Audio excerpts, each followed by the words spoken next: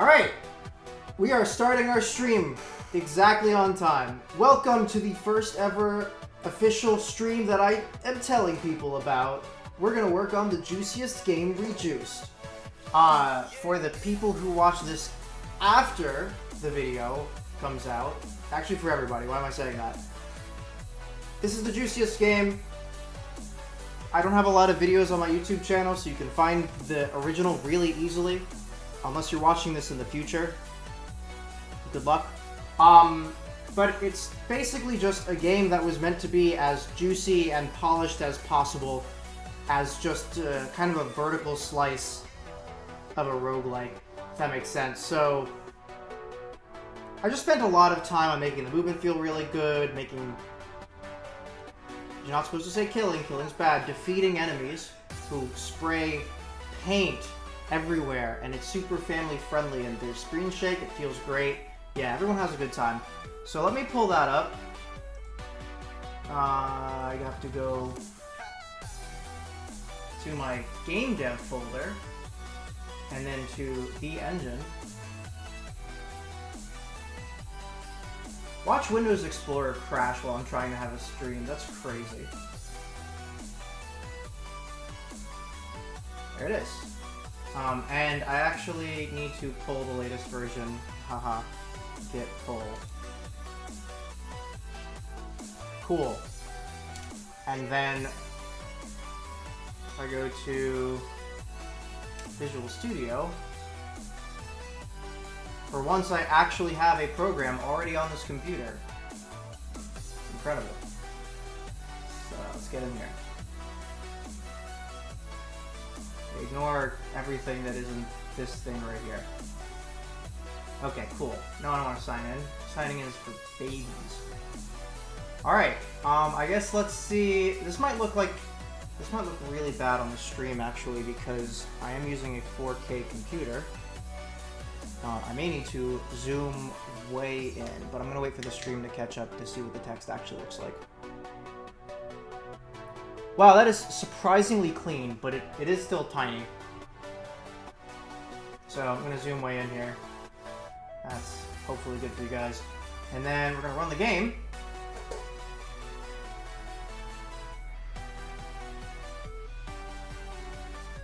Right, I have to be signed into Steam because I have Steam enabled.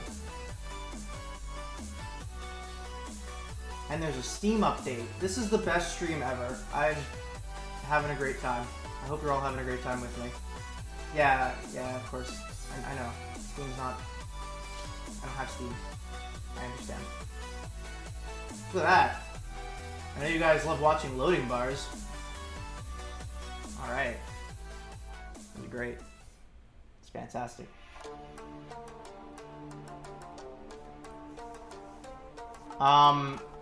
In the meantime, let me answer some chat questions. Cool Barrio asks, how do you have Duolingo drops enabled?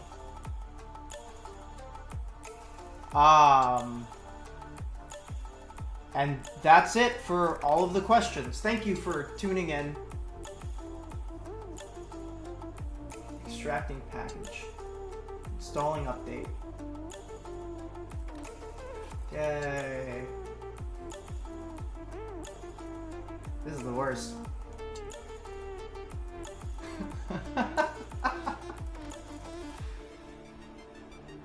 It's happening, I swear.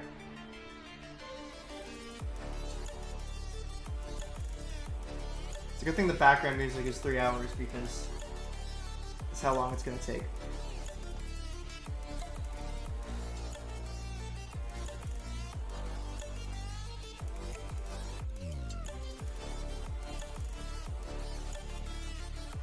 Okay, don't leak anything. Cool. Alright, let's see the game. Yeah, working on the first try, as all code does.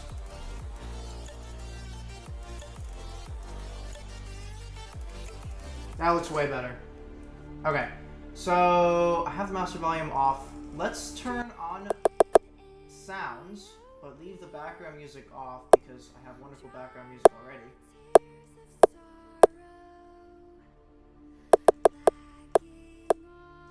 That's a good volume, probably. I don't know. I can't mixing this on the spot, I guess. So this is the game. Oh, actually, wait. Okay. This is the game. Welcome to the juiciest game. I have cheats enabled. Gosh darn. Okay, I'm gonna go turn those off. This is a little tag I like to use. It's a //%%. Tells me that, well, it's not really anything you would ever put in a legitimate line of code. So I just add that as a tag when I'm temporarily changing things, and then I can search on it later. If that makes sense. Hopefully that makes sense. Anyway, apparently I didn't tag the other cheat that I have enabled. So let me just bear with me for a second. I'll explain more of what I'm doing when it's not this stream being insanely scuffed, because I don't know what I'm doing. Wow, look at all these numbers that are supposed to be 0.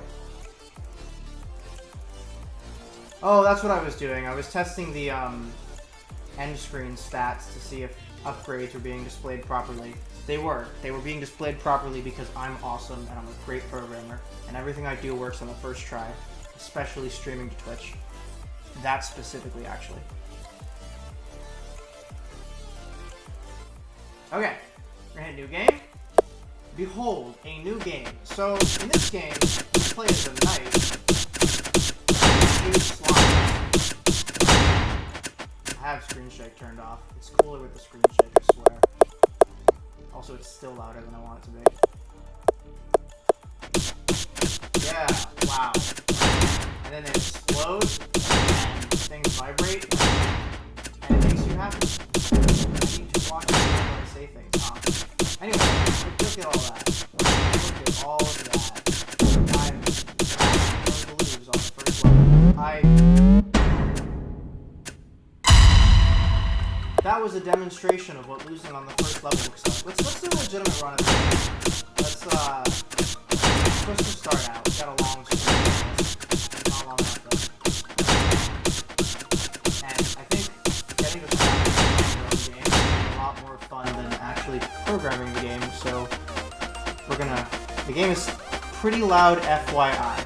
I'm gonna do the little, one of these buttons turns it down this way. It was that one. That was the one that turns it down. Thank you for the comment, Japes393. Ow. Okay, hold on. It hurts me physically when I get hurt. It's like my pride. Here I am, performing my game for you all, and I just got hit by a green sphere.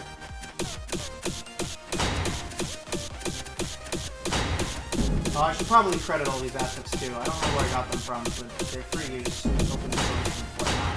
Getting down to 1 health is actually a strategy in this game, because it means you can get closer to them and hit them more often. Because, you know, your bullets are pretty low accuracy. Like, if I hold it on this guy, it's all a shot at him. So, yeah, that's the okay, wait. This time for real, I swear. I'm locked in. I'm locked in this time. Yeah, this is exciting gameplay. I should probably be talking more about what's happening, because I know how the game works, but not everyone else knows how the game works. Okay. So I've got a cursor here. That's how I aim. My bullets are, sorry, not my bullets. My projectiles are very low accuracy. There's a huge random spread whenever I shoot anything. All the levels are randomly generated. Homing is the best upgrade on floor 1. This is the strat was discovered by Japes393. And we're gonna do a quick little speed run. So, whenever I launch a projectile at these baddies, they explode into lots of colorful paint or confetti, but mostly paint. And it's nice and pretty in rainbow color. Yes. This is the video. It's basically this for 8 floors, and then you fight a boss at the end. That's the game.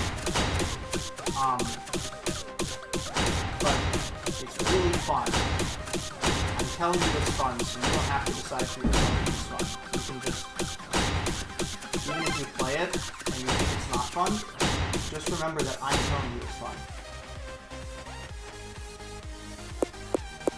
Yeah, 30 on floor 2 might seem horrific. It is horrific. But that's why you get homing on floor 1, so that you can just do nothing. I'm gonna take these 2 hearts. So baddies have a 1 in 10 chance of dropping a heart, but only if you are not at full. So there's actually a strategy later on to stay at 3 health instead of all 4, because then you can farm hearts and pick them up when you actually need them. That's only for much more difficult parts of the game, which we'll see in a minute. Just the pure dungeon by itself isn't that difficult, but the thing we're currently working on, called Juicers, is basically like difficulty modifiers to make the game harder. And add more fun. Look at all the opportunity for fun I'm having. Also, you're invincible once everything is popped. Not dead, popped. See? No death. Have a good time. They enjoyed it so far. Yeah, so the hope with the game is every upgrade and everything you do just feels juicy. Feels good. We don't want to do anything that detracts from the fun of the game. We don't want to do anything that makes you go, what was the point? That did nothing. We don't want any, 1% extra fire rate would be the lamest thing on the planet. We want you to feel it every time you get a fire rate upgrade. Like watch this. That is serious launching power. And that's kind of been a philosophy throughout the game, right? So, there are a lot of times where I add something because I feel like I'm supposed to. I've played a video game before, and there are certain things you're supposed to do. But then you go, well, this is not good. I feel like I'm having to do this before I get to play the video game again. So we take those out. Those are gone. We get rid of those. But that's just this game. In the future, I'll add things that no one thinks are fun for no reason. So don't worry.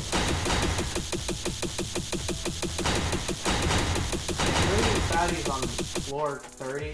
30 baddies on floor 2, and then 6 baddies on floor 7 is kind of nutty.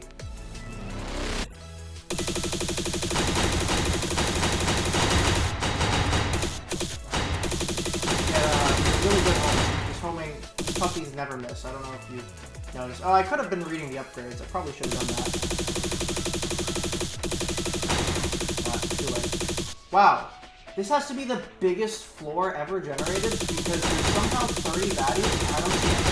But they're all right here. Of course they are. Wow. Okay, I'll just take lots of damage right before the boss, I think, actually, is what I'm gonna do. That made sense. That was a good play by me. Anyway, fire rate go absolutely bonkers. You guys are gonna love this one. This is the part where you don't get to hear anything ever again. Here's the boss, by the way. At this point, you could pretty much instantly kill him with your crazy fire rate. But then you wouldn't get to see the boss. This would be unbelievably dissatisfying if I were to lose right here. Yeah, I actually saw that. He also does a laser attack. And then you win. It's really cool. It's a really great game. The other thing we have here, these are the juicers I was telling you about earlier. These are modifications to the game. Most of them don't work, but that's what developing a game is like. Things don't work, and then you make them work, because you're the one programming the game.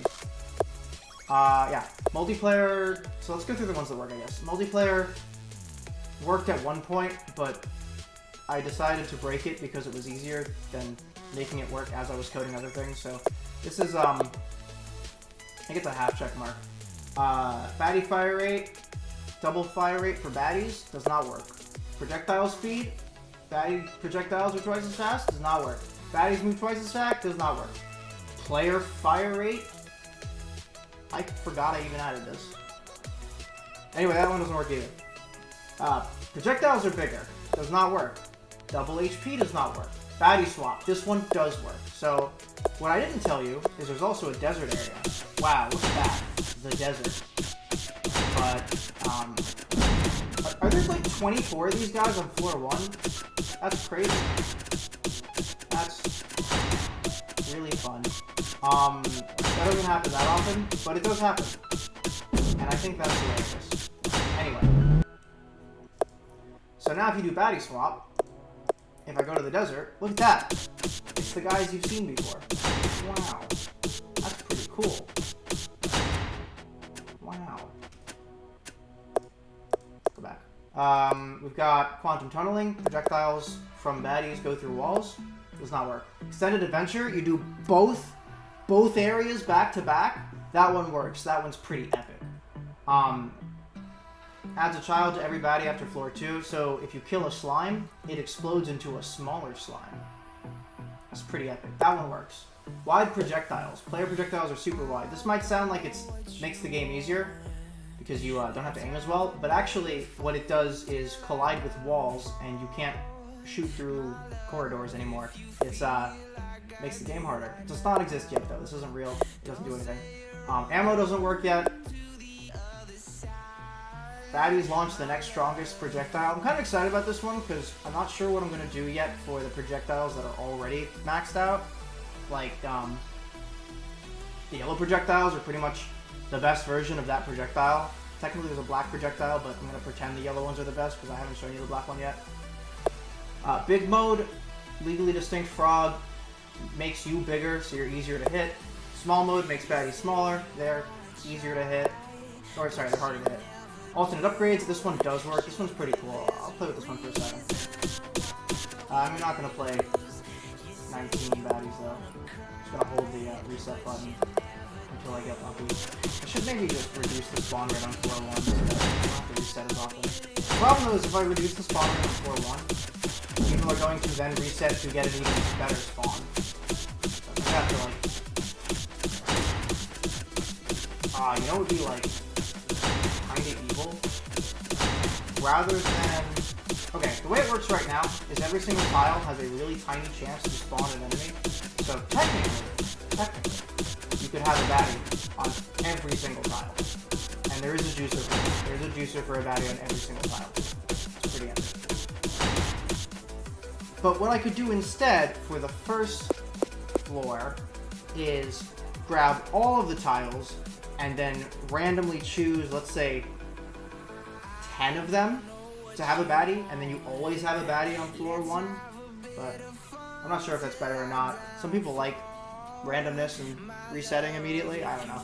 I could make it like a range. I could make it choose between 8 and 12 baddies.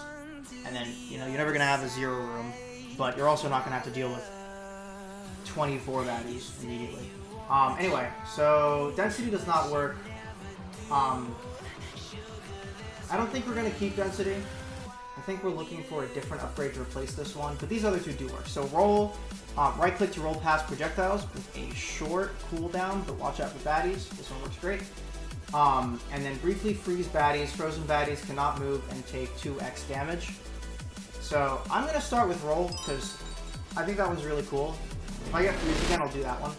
But check this out. So if I'm about to get hit, I can roll past it. But if I hit a baddie, then it breaks me out of the roll. I just realized I'm on 1 health. I shouldn't have done that just yet. But luckily, roll is a really good dodging upgrade. Simply because of this one upgrade, I'm not even sure if alternate upgrades makes the game harder or easier. Later on, when I have to go through and find which... Never mind, I'm bad at the video game. Apparently rolling is a F-tier upgrade. Apparently rolling is an F-tier upgrade. So anyway. Yeah, later on when I have to rank the difficulty of all of the boosters to award points based on how difficult your run was, I'm thinking that this might be towards the bottom. Even though it completely changes the gameplay, It's just not all that much harder.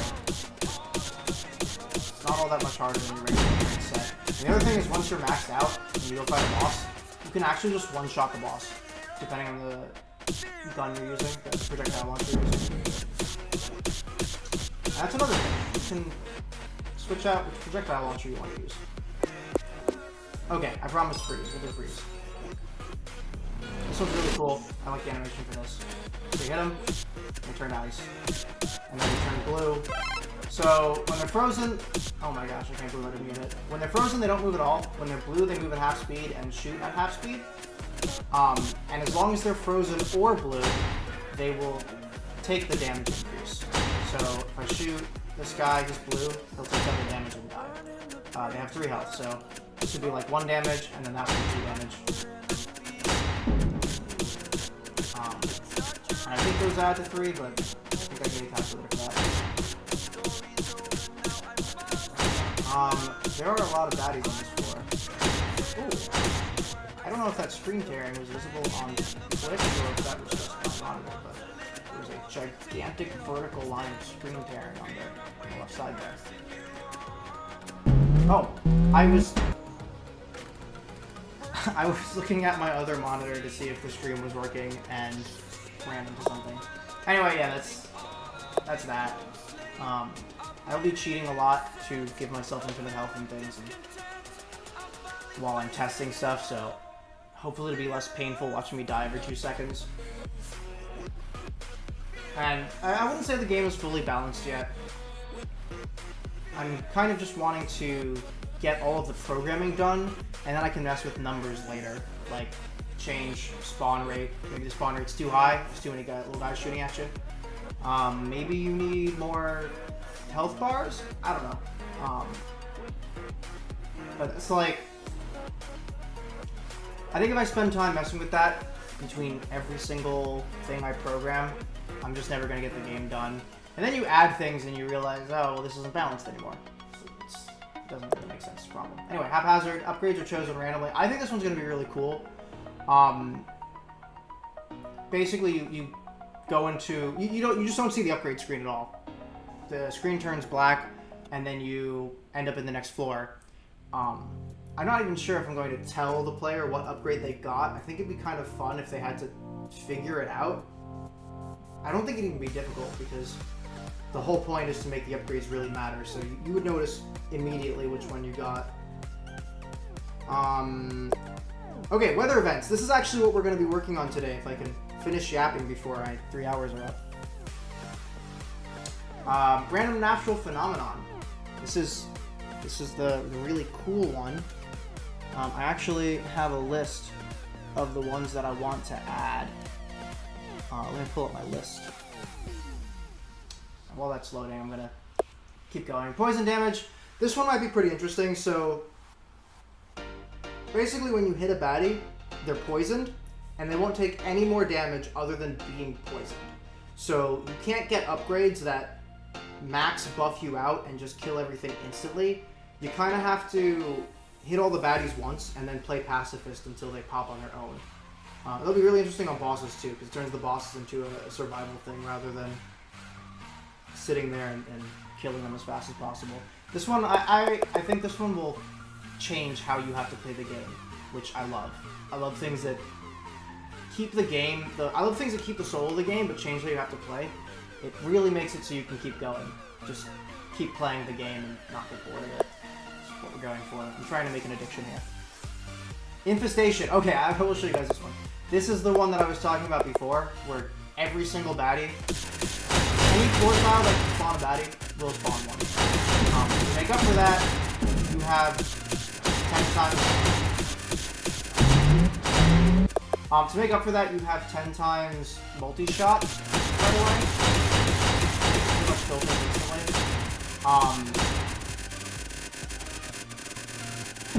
But this is one of those juicers that is pretty much as hard as it needs to be all by itself.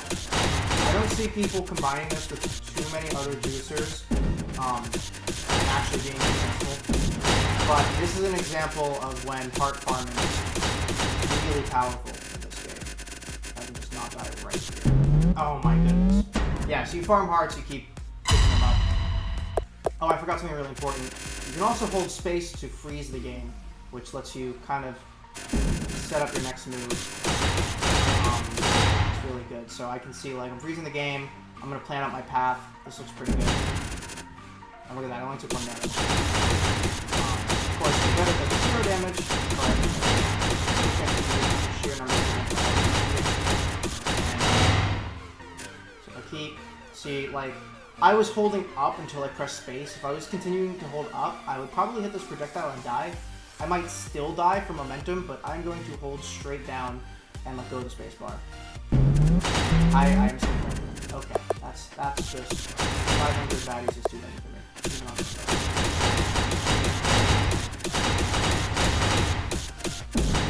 That's okay. I actually want to be down 1 health because okay, I don't want to be down 2. I want to be down 1.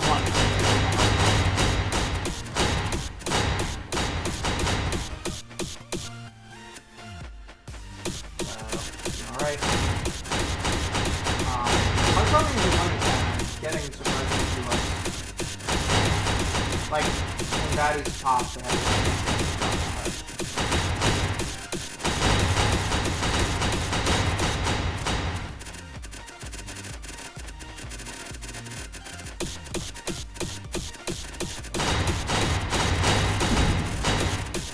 I'm gonna have to definitely grab some hearts. The other thing I did with freezing, though, is certain things don't get frozen. Like when baddies pop, they continue to pop without freezing, even though the game is frozen. Hopefully just to having the game lag out. Oh my gosh. If you're having the game lag out on you, you can freeze. Oh, actually, I did something funny. It is strongly recommended to turn off screen shake in the options menu. That would have helped a lot, actually. I believe that would have helped a lot. Oh, I think I need to turn off notifications for Steam. Anyway, Infection. Infection's also pretty cool. Oh. Enable. All baddies will turn into invincible zombies. Look at that. I cannot hit him, and he just walks toward me forever. And I just have to deal with that. Until I defeat all of the other baddies. The other baddies turn into kills. Now, you're probably thinking to yourself, and I had the same thought. Infestation plus infection. Yup. Real. There's even an achievement for it. It's a great time to pause and try to make it to that hard. I think I'm dead immediately after I get it. Oh, wait. Never punished. Never punished.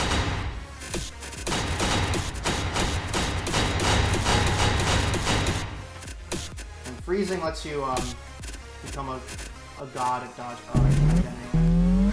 Well, I tried my best.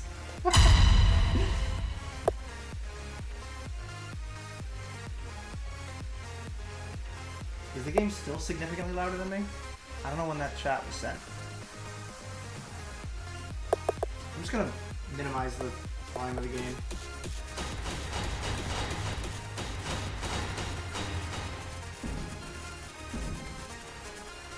I can also turn myself way up. Let's do that. So here's me, and here's me maxed out, and here's me with the gain on my microphone turned up a lot, all the way, till it's freaking clipping. That's probably...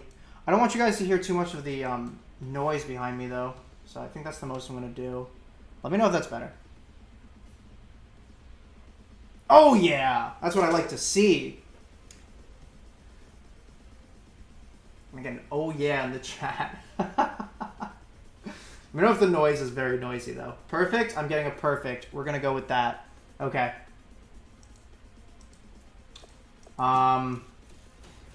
Yeah. So that's that. Let's go back to juicers.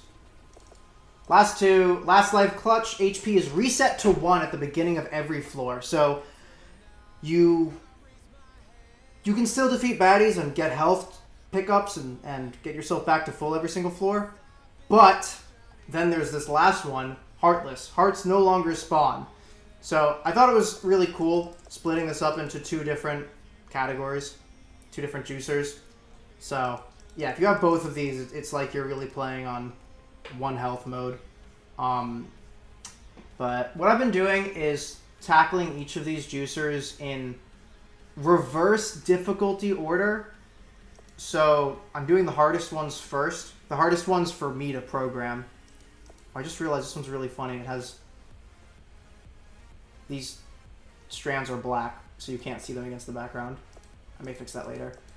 All these assets are up for change, too. I made 90% of what you see on this screen myself, and anything else that I didn't make is from that free art pack, so it would be very epic if I could have my own art that isn't from the art pack, but I don't know.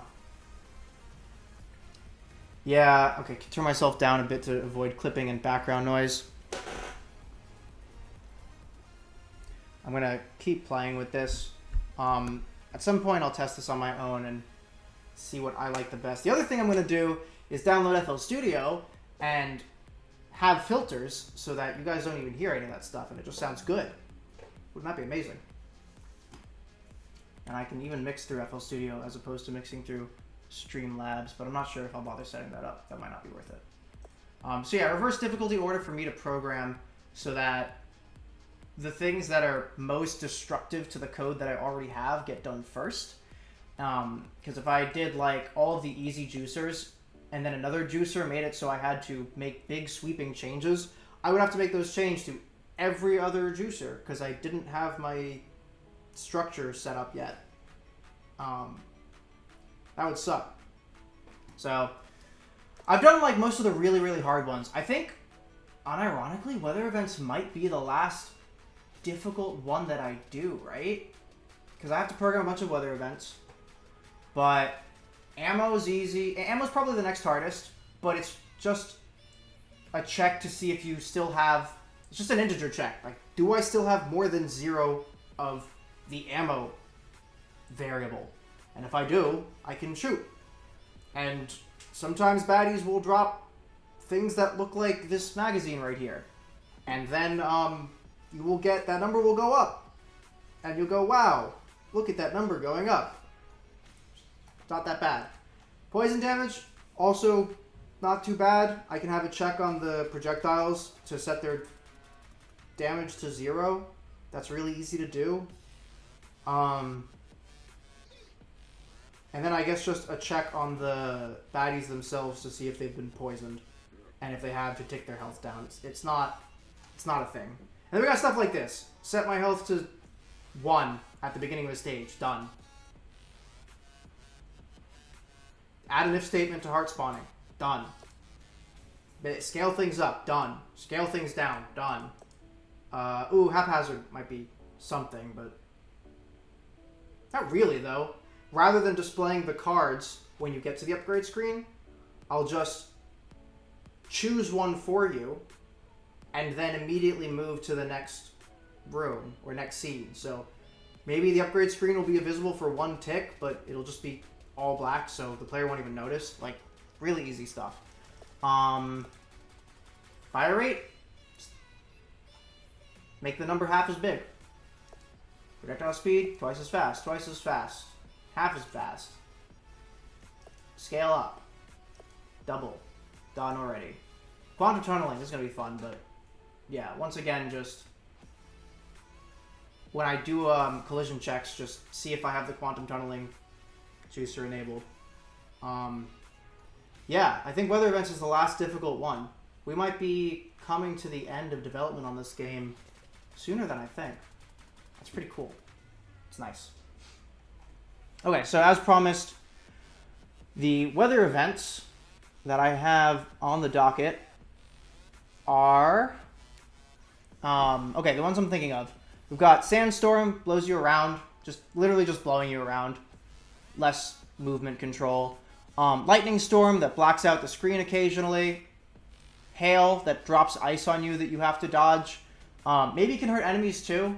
I think, like, the Shooting Star from Terraria is really cool I love seeing clips of the shooting star killing the Eye of Cthulhu. That is the funniest thing in the world to me. I love when games have little non-consequential things that affect baddies the same way that they affect you. Like, so what if the hail occasionally kills a baddie? It's still hard to dodge. It's still something you have to deal with more than they do. Anyway, sorry, that was a quick tangent. Hail's the one I just did. Slime Rain. I like having a visual of rain, but what's really going to happen is the level's going to spawn with green puddles, and if you walk through them, it'll slow you down. Heat Wave makes your launcher overheat once in a while if you don't take breaks from firing. Snowstorm, kind of like the Slime Rain in that there are quote-unquote pools of ice that you have really, really low friction on, so they mess up your acceleration and deceleration. And you just start the level with that, but I'm still going to have a snowing effect, because who doesn't love a snowing effect? And then my buddy came up with Tornado, which moves slowly around the stage and has like a gravity effect on you, which is similar to another baddie that we didn't get to see that's in the desert. But I thought that was a really cool idea, and I'm actually going to start with that one.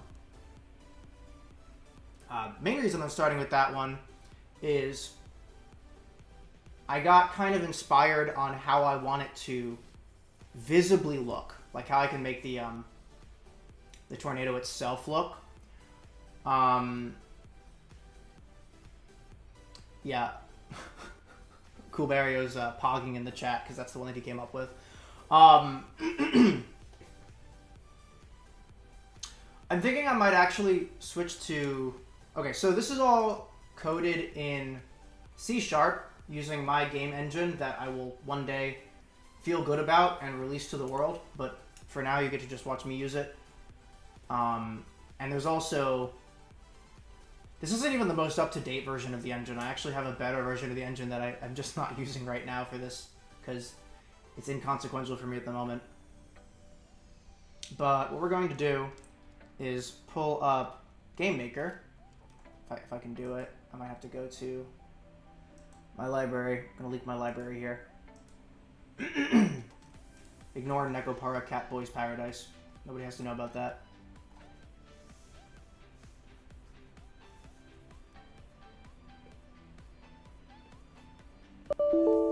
Okay. So we're going to pull... Oh, whoops. I'm pulling up GameMaker because GameMaker has an ellipse tool. And I actually want to... I'll just... Yeah. That's fine. I'm going to make a new project for this. Yeah, I got it. Yeah, GameMaker has an ellipse tool. And I actually want to make the tornado, like, completely programmatically at first. And then I'll probably, from GameMaker, save it as an animation, a bunch of PNGs, and then just bake that into a sprite sheet on its own. So, the juiciest game support. I don't know. That's fine. It's good enough for me. I actually have the juiciest game on my other computer. So it's probably worth transferring that over, but I don't need to do that tonight. Probably most of tonight is just going to be me making this tornado. I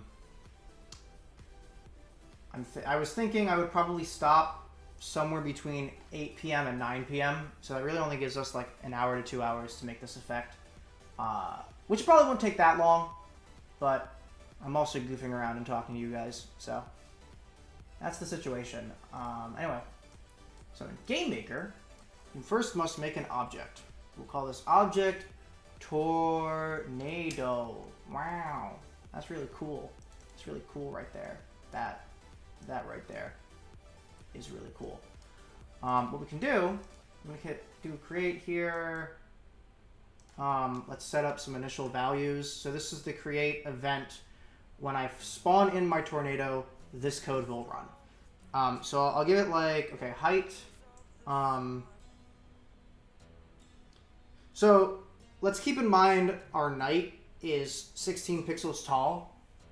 And actually, here's what I'm going to do. I'm going to make a little mock-up. is a great idea. I was about to say some nonsense, but I think a mock-up is the way to go.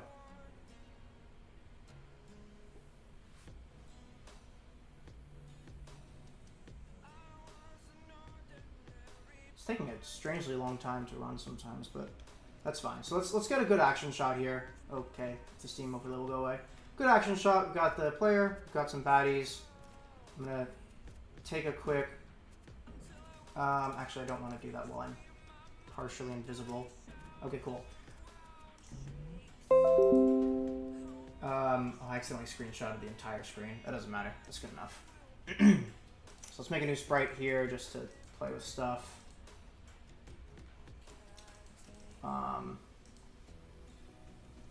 Let's only grab the game window because that's all I actually care about.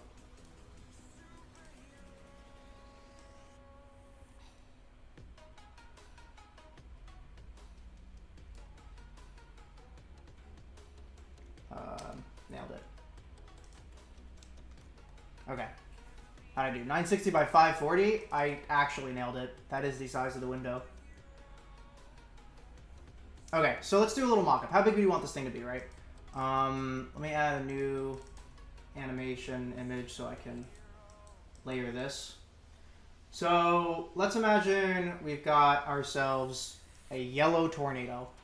We've got our like player guy. Give myself some more room over here. Oh right, I can't do that. I'm on the wrong page. Oh, the other thing I was gonna do. The game is double resolution, double scale. So if I make everything half size and now 1 pixel is actually 1 pixel. And that's just a post-processing thing. In the game itself, I scale everything up with cameras.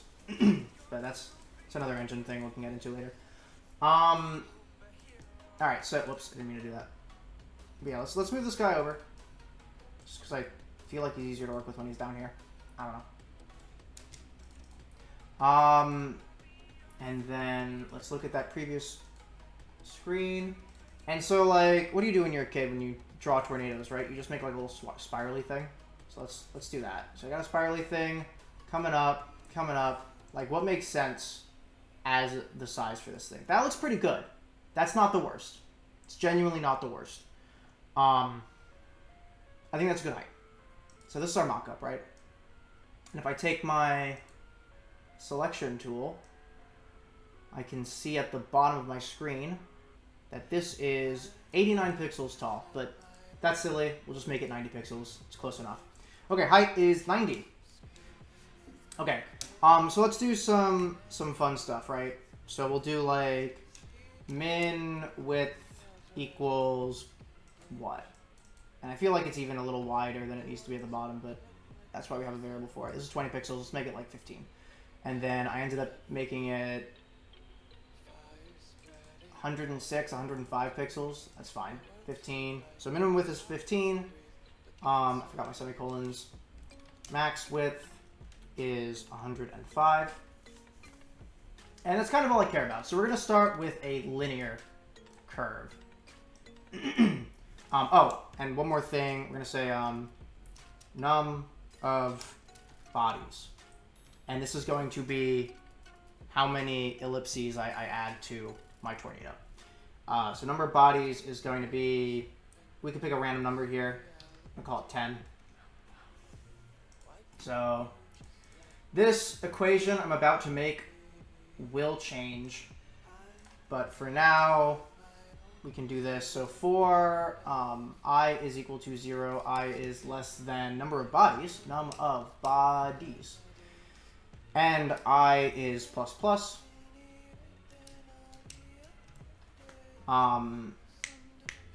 So what we've got here is we can use the number of bodies as the denominator for a scale factor on these ellipses. So what we're going to do is we're going to start with draw ellipse. Yep, perfect. This is going to be, so it's going to be centered on the object's position. So it's going to be X just by itself. But then it's going to be, so I0 is going to be the floor, so it's going to be y plus I times, and then what we need here is the number of bodies, sorry, rather, we need the distance between bodies so that, so we have this height here, 90. We want the last body to be at position y minus 90, and we want the first one to be at position y0. So actually, I'm going to pull up Paint for this, and not flashbang everybody. So we'll invert the colors, because everyone likes inverted colors. And it's kind of simple. So if you imagine you have position 0, let me do this, position 0 and position 10. And you want to shove 9 little guys in there, right? So when I is equal to 9, then our output, we'll say our negative y, needs to be that 10. And since computers go from down is positive y, this negative 10, so minus y is going to be equal to 10. It's kind of an obtuse way of showing that, but don't worry about it. So, what times 9 is equal to 10? Well, 9 divided by 9 times 10 is equal to 10. And I know that sounds like a joke, but let's see where these numbers are coming from. So this 9 is actually our I. This 9 is our number of bodies. And this 10 is our height, which in this case is, I went to Visual Studio. In this case, our height is 90, right? So what I'm actually going to put in here is I times height, so H-E-I-G-H-T, divided by our number of bodies. So num of bodies. And GameMaker does this cool thing where it doesn't help you with the variables you're writing, even though you declared them previously. So kind of get to guess while I'm doing this, but that's fine. So, okay, that's our, oops. Oh, ellipses are not like circles. Okay. Circles in GameMaker, you have a center point, and then you have a radius. But in this, we have y1, x1, and x2, y2. So if you imagine you have a rectangle, and you have an ellipse inside of that rectangle, then this point is x1, y1, and this point is x2, y2. So we don't get the center and like a height and a width. Rather, we just get these 2 points. So we're going to have to do a little additional math to get all the values that we want. So I wanted, since this game is kind of in perspective, I wanted the center point of the ellipse to be the actual position of the tornado. And I think that's what's going to be the most visually identifiable for the player. And if it's not, I can always shift it up and down just later visually. Like it's that part takes 2 seconds. But we just need something to start with. So rather, let's make a new set of variables here. This is going to be center x is equal to x.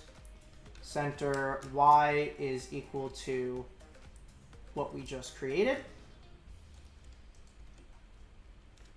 And what I wanted to do is I wanted my first ellipse to be the minimum width, and I wanted my second ellipse to be the maximum width. But that, I might be getting a little too far ahead.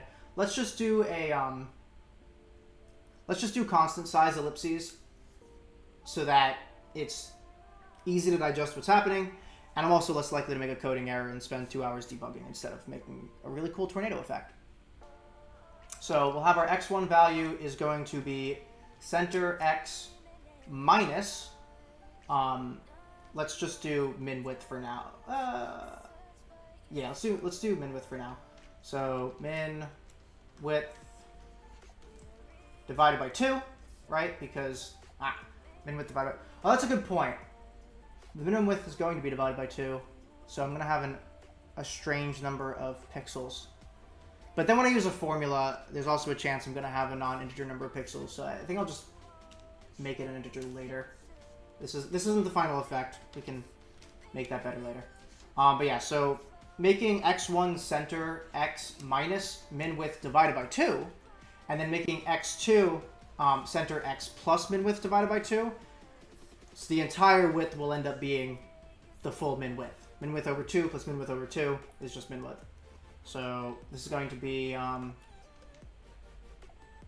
Okay, so see, this is interesting. I'm going to have to worry about perspective here. I'm not sure... I got to think about what perspective I've used in the past for this game. Because, I mean, it is a weird perspective, right? You have these tiles that are perfect squares, and I'm only now kind of thinking about that.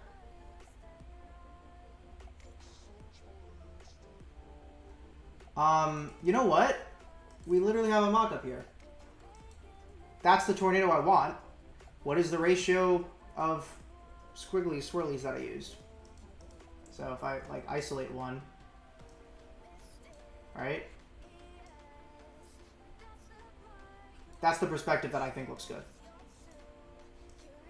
If we make a tornado, really badly drawn tornado, that's not even the same perspective. I think that perspective looks pretty good. So the ratio here is going to be y is 36, x is 97, and then over here y is 41 and x is 17. And I apologize if you can't see these tiny numbers at the bottom of my screen because it's a 4K monitor. That's why I'm reading them out loud.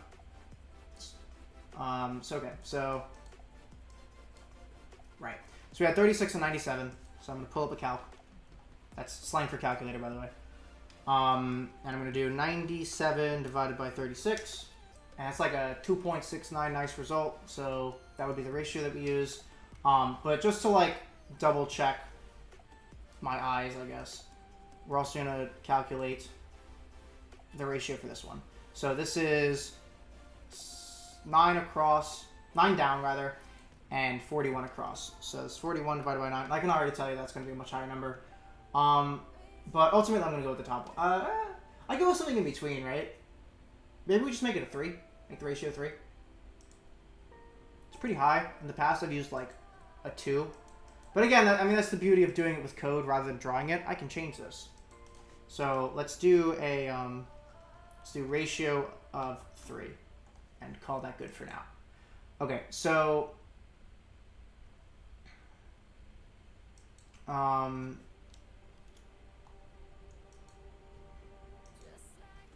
we'll do, okay, so let's have ellipse height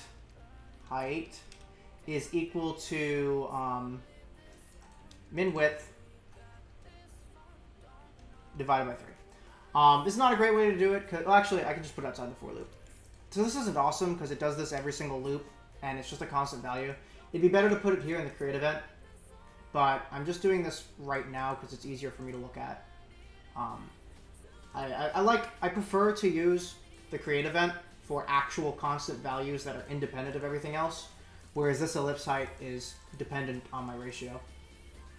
If this was actually going in a game, this code, I would still put it here, and I'd probably put like a bunch of lines and just to really separate those.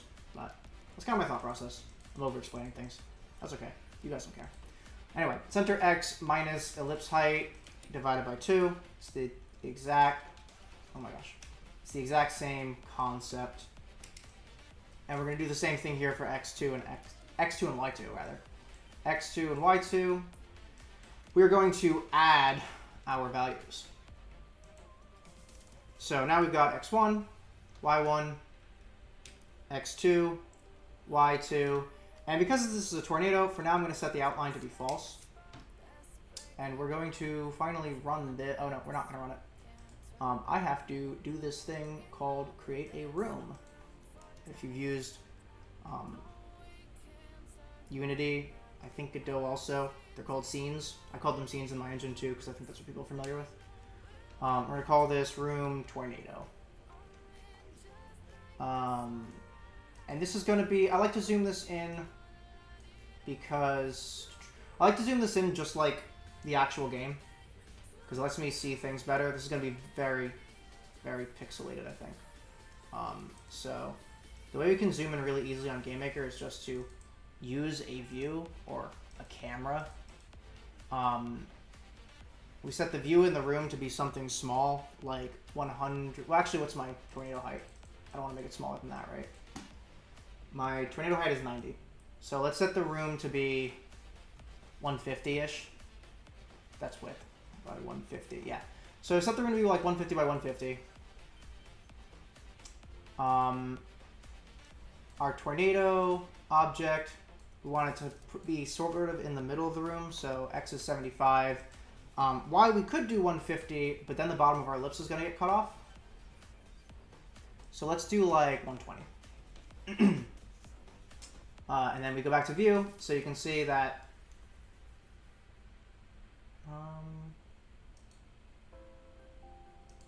it doesn't look very... Oh, right. Okay, this object's not actually centered on the origin. The origin is in the top left. So when I say 75, 120, that is this corner right here.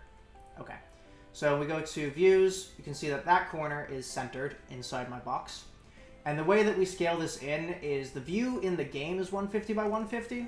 But if I make the view window 600 by 600, that's real life, it will scale it up by 4. It's going to be real embarrassing when it scales it down by 4.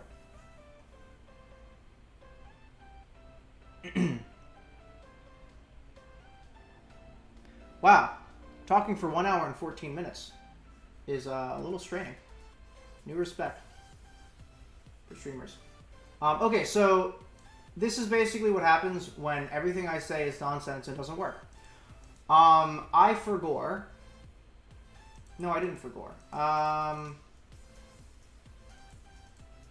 Well, first of all, I said this was going to be an outline, and that should be true.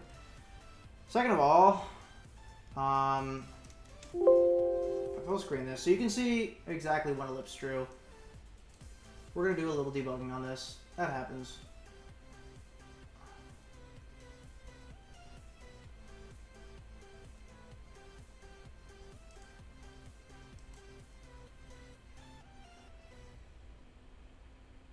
So I set the outline to true, so I can at least see what we're drawing. Are we really just drawing all of the ellipses on top of each other?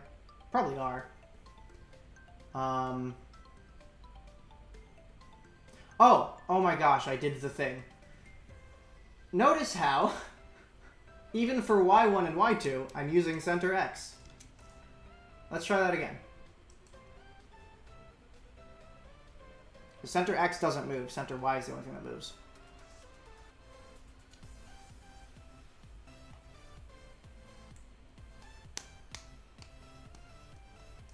Here we go.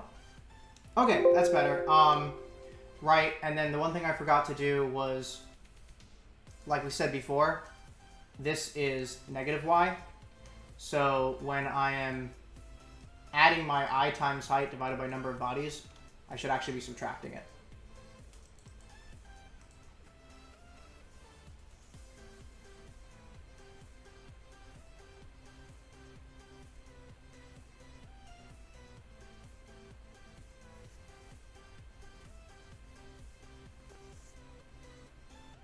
Okay, so there's our tornado. I think what we've learned here is that 10 is not enough bodies. But in the meantime, I can actually screenshot this and verify that our math was correct. So let's come in here. Oh, it's actually too tall. So let's do this. Let's use maximal size and paste that into the world. Okay, so if we measure from the top to the bottom, it is 344. But remember, we are zoomed. Wait, are we zoomed in? We're not zoomed in. Wait, isn't this? It should be zoomed in. Haha. Let's see.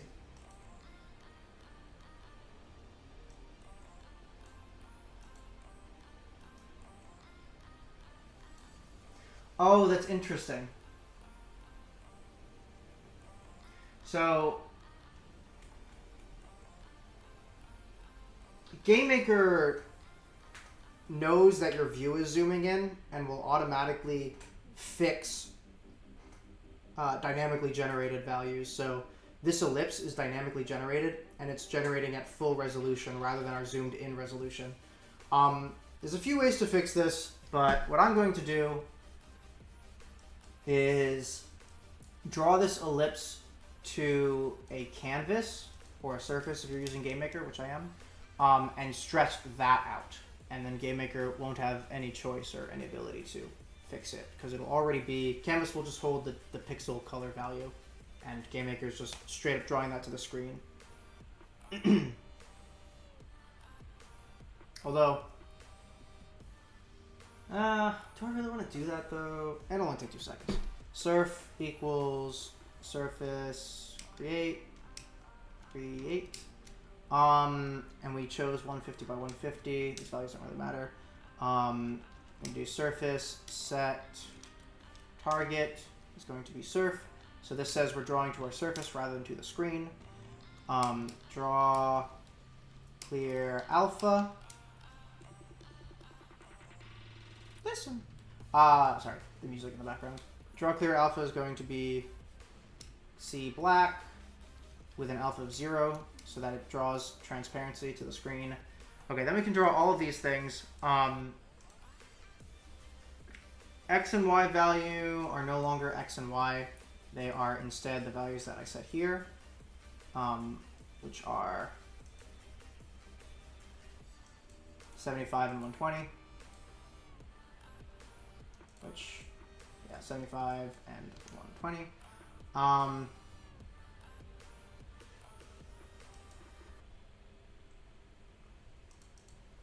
And then once we've drawn everything, so the reason there's 75, 120 rather than the X and Y position is when you draw a canvas, everything is relative to the top left of the canvas. It's no longer relative to the top left of the game world. So I just want to draw my tornado inside the canvas instead of leaving. Okay, so then we go.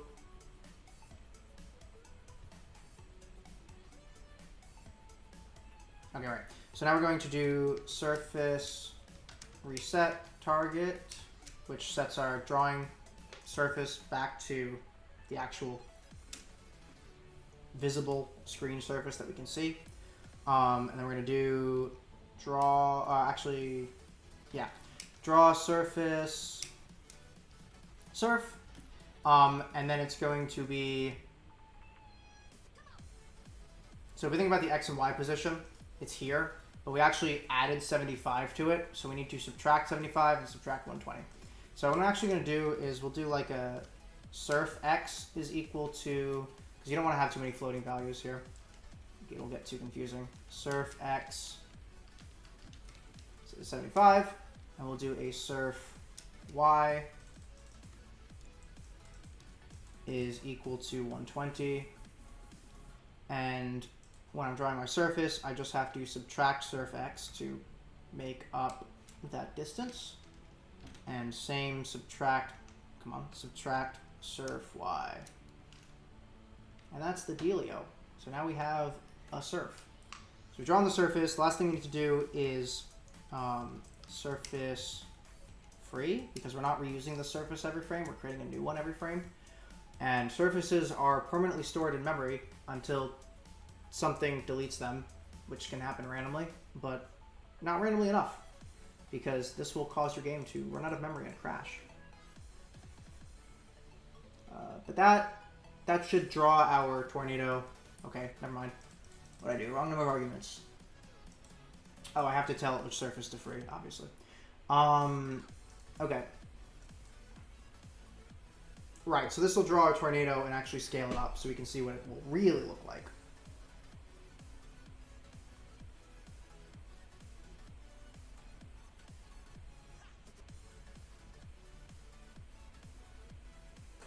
Well, there it is, all the way up at the top corner of the screen. What did I do wrong?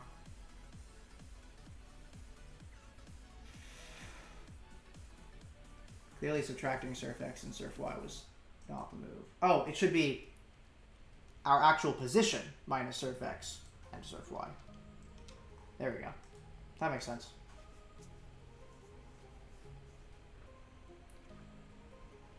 And actually, I'm not even going to bother running it. Well, I'll show you guys what happened. I have color interpolation on. It's on by default in GameMaker. Maybe I should turn that off. But yeah, you can see it looks absolutely disgusting. We're going to fix that. We're going to do graphics. And then this interpolate colors between pixels does not ever need to be checked when you're using GameMaker, because I don't know anyone making a non-pixel game in GameMaker. That's not true. I'm lying to you. But still, I don't know. Even an HD game, I don't know if I would want pixel interpolation, because it seems to mess up HD graphics too.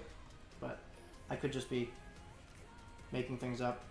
Anyway, this is our actual tornado. So if I screenshot this, and let's keep in mind our minimum width is 15. So if we come back in here, and instead of this guy, we paste this guy. Oh my gosh, it's even worse. There we go. We can see how many pixels in a pixel. Obviously 4. I set it to 4. What am I talking about? Yeah, this is 64. So that ended up being 16 pixels across, which that's what happens when you divide an integer in 2. Actually, that's a little interesting. So we had 15, we divided in 2, which is 7.5. And I guess trying to draw pixels to the screen, it rounded it up to 8 in both directions. So we end up with an 8 wide. It's not very consequential. This is all going to be very feel-based. But the real dimension I want to see is the height, to make sure that we got everything else correct. So this is 348 tall. So let's pull out a calc again. That is, I wonder if there's a dark mode for the calculator. I bet there is. Let's go 348 divided by 4 is 87. Ooh. So the number we're expecting, let's talk about that for a second.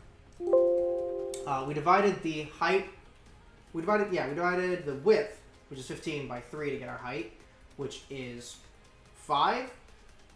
But it's only half of 5 because the centers of the ellipses should be 90, and then we've got 5, we've got half of 5 up top and half of 5 up bottom.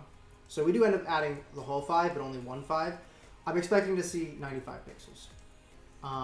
And what this is kind of telling me is that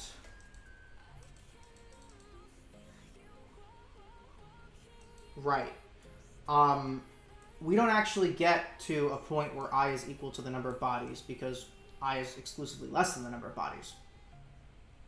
So what we really need to do is divide by number of bodies minus 1.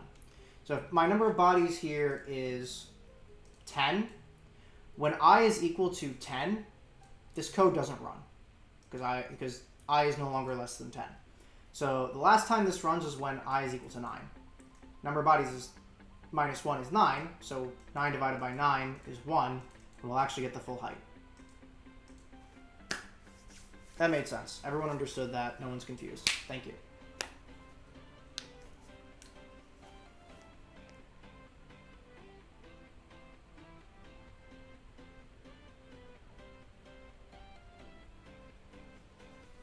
Okay. So let's take ourselves another screenshot of this. I need to turn off all my Windows sounds. I hate those sounds. Sprite.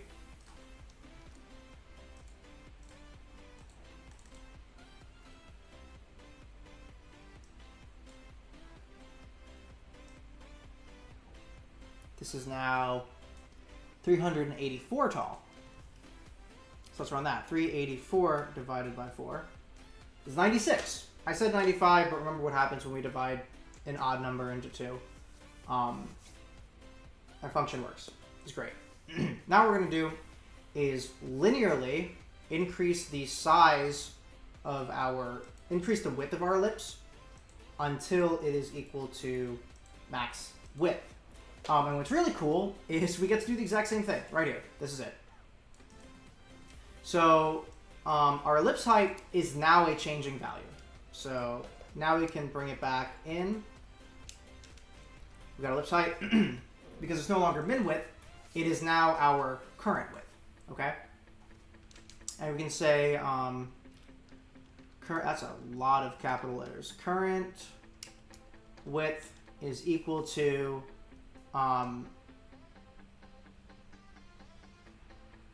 so if I just do, okay, so first of all, let's talk about how we make this linear transform, right? So we've got I times, let's go with max width, divided by num of bodies minus 1, okay? It's the exact same thing we just did here, except we insert max width instead. This does the same thing. So when I is equal to 9, which is the last iteration, number of bodies minus 1 is equal to 9, so that's 1, that cancels out, and we just have max width. Problem is, when I is equal to 0, our width is 0. But we want to have a minimum width. So what we're going to do is add the minimum width right here. So boom, when I is equal to 0 and all of this goes away, it'll just be the minimum width. Problem is, again, now we have a different problem. When I is 9, we have max width plus min width, which is not max width, it's bigger.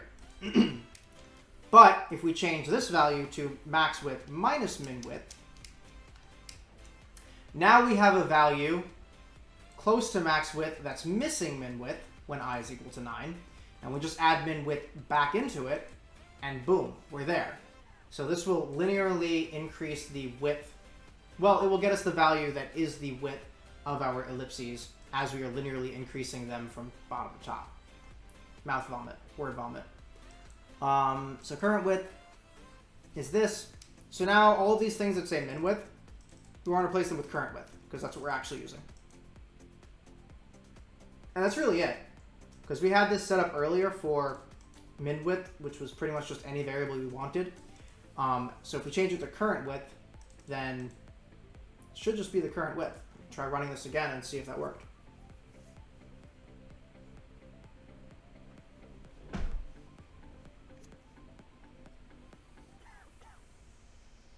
And if this did work, I'm going to take a 2-second break to get water. Genuinely should take me very little time. Okay, so this is actually a really common problem. If you noticed, width is not spelled width. There we go.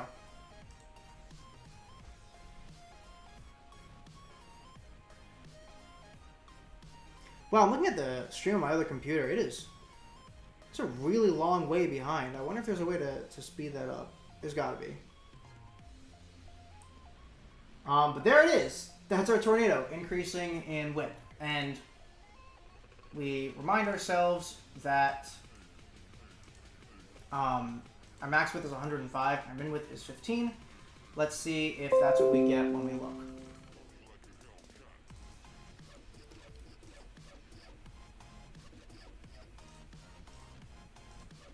I should turn off that animation. This is not useful at the moment. Okay, so let's actually do a... I'm not sure... No. I'm not sure if scaling this is going to result in anti-aliasing. I think it will, though. Yeah, it looks pretty gross. But, I mean, I think it's close enough that we can just do our checks. This is 107 across, which is good. And this is 17 across, which is good. And I think they would be 15 and 105. It's just the artifacting is weird. So, like, if I do this, not the artifacting, but the anti-aliasing. We do this, that is 424 across. 424 divided by 4 is 106. So, yeah, it's there. Another thing I'm noticing, though, I'm seeing that the tornado looks really good at the top because you start to see a lot more rings toward the top that are, like, intersecting with each other. But towards the bottom, it's just like this ring doesn't even touch anything. So I think it'd be really cool if there were more rings toward the bottom to fill that dead space, and less rings at the top because we don't need them as much. So what we can do is, rather than use this I value, we're going to use a scaling I value. We're going to make it quadratic. So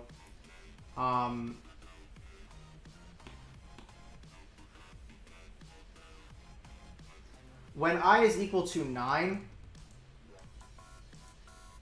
how do I explain this?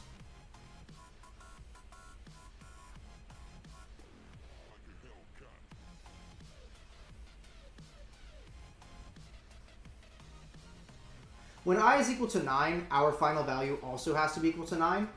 And when I is equal to 0, our quadratic value also has to be equal to 0. But everywhere else, we can have a more interesting curve. So we're going to come here to Desmos, my favorite program ever.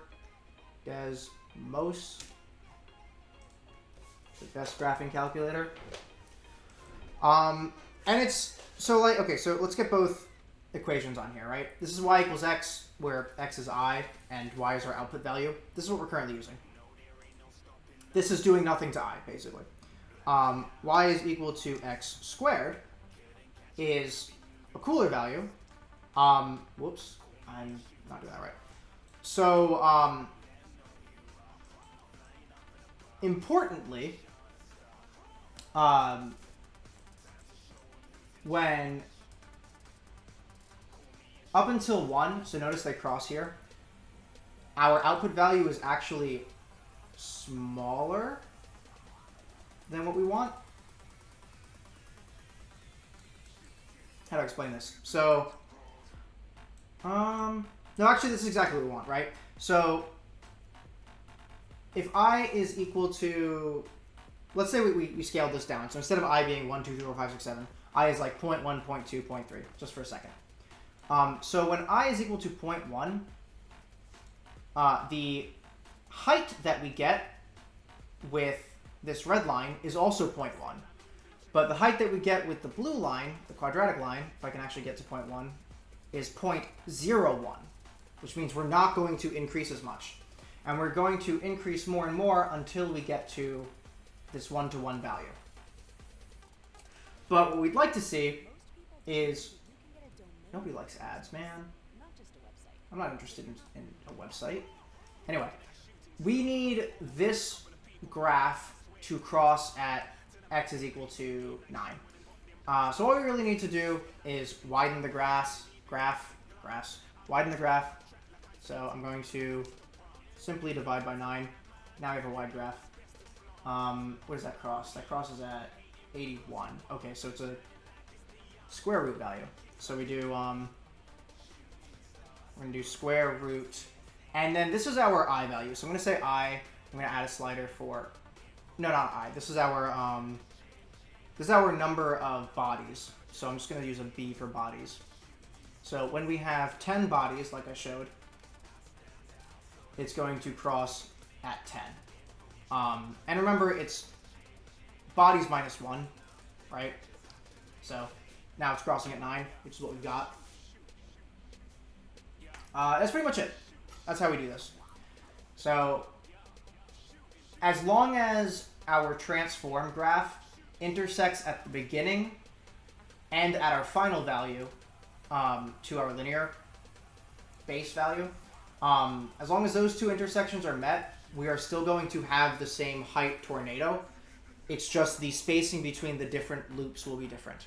And what's cool about this is I can kind of change this square root to whatever I want to get kind of different shapes. So if I make this a, rather than just doing a straight square root, I can do b minus 1 to the power of 2, which, sorry, to the power of 1 over 2. So now I can make this 2 a variable. So I'm going to call this P for power. So when it's 1, it's just a straight line. Can't really do much with that. But at 2, this intersects there. If I make it a 3, oh, wait a minute.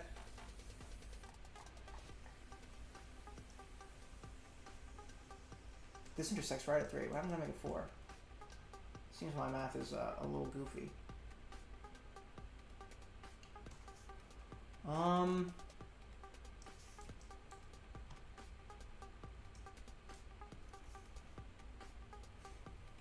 Not me forgetting how graphs work right in the middle of this.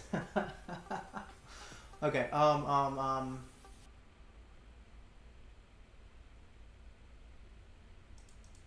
me just do a real quick. Y is equal to x to the 1 over 2, 1 over 3, 1 over 4, 1 over 5, 1 over 6. Oh, right, because it's got to scale in the y direction. Okay, I kind of take it back. I can't do what I was talking about.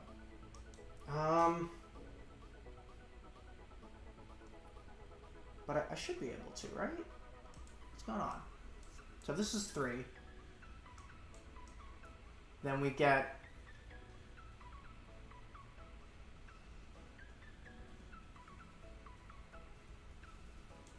what's the cube root of 9?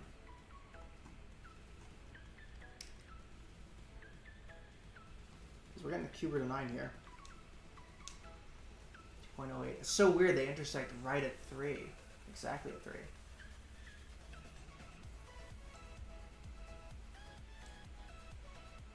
Oh, right, because this ends up canceling out if I do something like this. If I do something like this, then you have to distribute the p.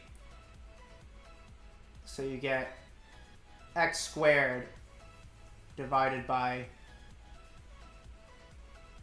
Right. So really I could have just written it like this. X to the power of p divided by b minus 1. And that would end up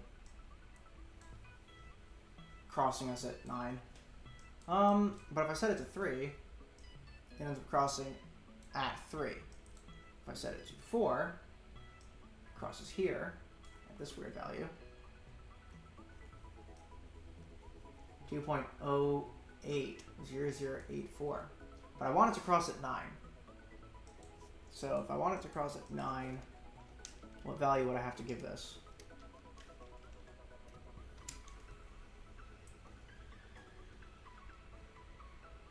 See, power of 4 is not it. Although it's weirdly close. Power of 3? Ooh, is it just p minus 1? Sometimes I just guess and check math. I'm not even gonna lie. It's not p minus 1. Oh, well, okay. It might be p minus 1, 4. Oh, come on. See, so for 4... Oh, wait. That's not p minus 1. That's not what I wanted. I wanted... No, why are you doing this to me? P minus 1. Inside the power, thank you. Okay, that makes it 9. That's it, it was p minus 1. It was p minus 1 the whole time, guys.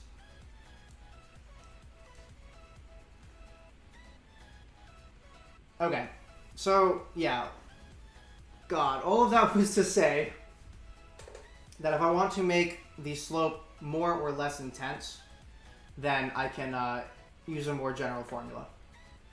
So, in this case, x is I, b is the number of bodies, and p is whatever power I choose. So, let's do like, let's add a power here. We'll start with 2. Oh, apparently power is an actual function. Okay. So what we're going to do is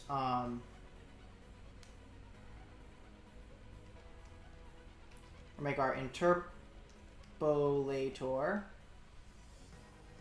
Actually, so I'm going to have an x width interpolator as well as this height interpolator. So we'll call this one the height interpolator. And this is going to be equal to I, that's going to be power, I, comma P, so I raised to the P. And then divided by power B minus 1, or B is number of bodies, minus 1, raised to power minus 1. And then ends up working. Okay, so everywhere I've got an I, I'm going to change with this height interpolator, which is going to dramatically increase the length of my lines, but that is a-okay. Oh no, hold on. I don't want... Okay, I'm sorry. I don't want to use my new interpolator with current width. I still want that to be linear. I want to use it with my height, though. So I'm going to do... Yeah, that.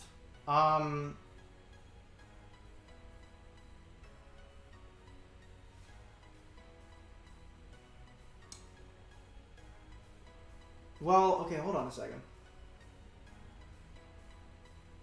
The only thing is I don't know...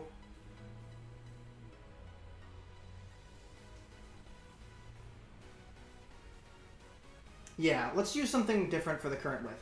So, I'm going to run this now to show what happens.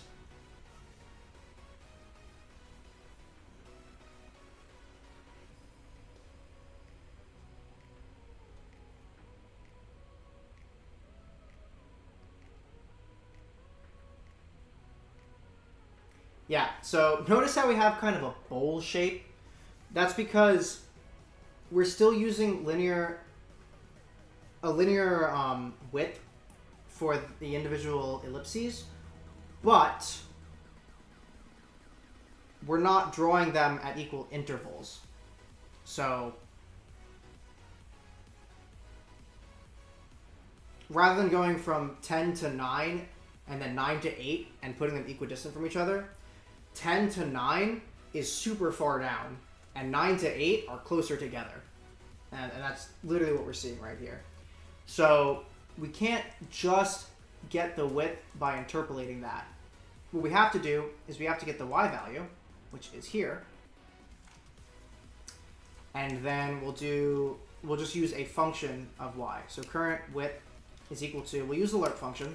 So we're interpolating between the min height and the max height. But rather than getting our width from our I value, we're going to get the width from where we actually are in the y direction. So our amount is going to be center y. And remember...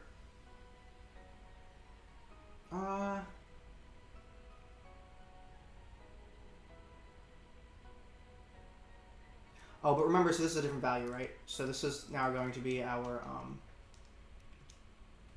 ring offset, or not ring, ellipse offset y, and then we are subtracting that, ellipse offset y. So let's look at why we just did that. This is the raw distance that we've traveled, but remember, this surf y gives us an offset for our actual position. So we don't want the literal position of the tornado to affect its width.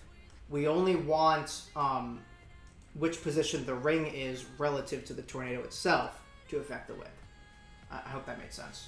But basically, as the tornado moved, if we just used our center y, as the tornado moved, it would change heights, which would make absolutely no sense. So now we have ellipse offset y, which is a value between 0 and our max height. So if we divide this by height, then we're going to get a value from 0 to 1. And we'll be interpolating from 0 to 1 our minimum height and our maximum height. Later on, we can replace this lerp function with a better formula that describes the tornado itself. But for now, lerp is fine because it's just linear.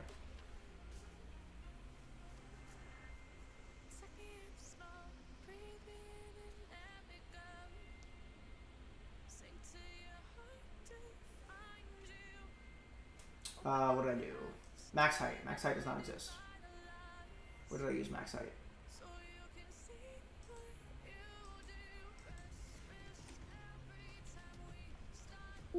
Ah, there it is. I'm sorry. It's a value between min width and max width. My bad, guys. Let's run it again. Yeah, so again, the main reason I'm doing this in GameMaker is I don't have a draw ellipse function in Visual Studio. That's wild. So I just saw the previous error pop up on the other screen. So that's how far behind it is. I actually fixed the problem and ran it successfully before you guys saw the error pop up. A lot of lag. Anyway, yeah, so look at that. Now it's working. We have lots of stuff down below and fewer things toward the top. So now what I'm going to do is I'm going to go crazy. Let's add 100 bodies instead of 10. This is the part where it gets exciting.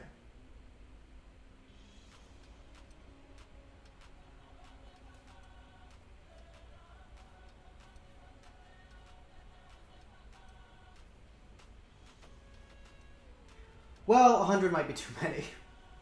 Let's do like 25. Actually, what I can do is I can add some playability here. So if I go to step, I'm going to do if mouse wheel, that's not how you spell that, up. Then we're going to do, number of bodies plus plus. If mouse wheel down, number of bodies minus minus. And then just to make sure the game doesn't crash, I'm not sure if I have anything dividing by 0, but actually I definitely do, right? Because I have number of bodies minus 1 a bunch of times. So we need at least 2 bodies. So if number of bodies is less than 2, then number of bodies will be equal to 2, and then we won't have any issues with dividing by 0.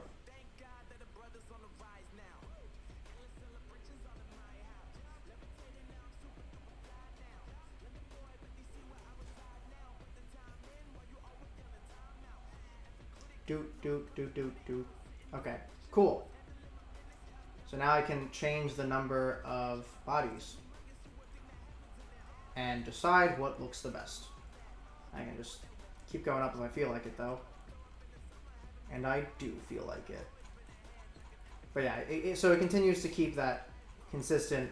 There are more bodies toward the bottom than toward the top. And maybe even, it might be worth it to go for like a power 3.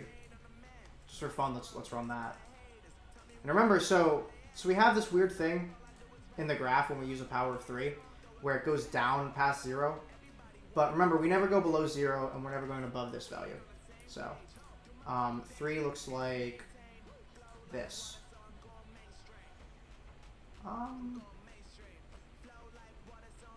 Which is pretty cool.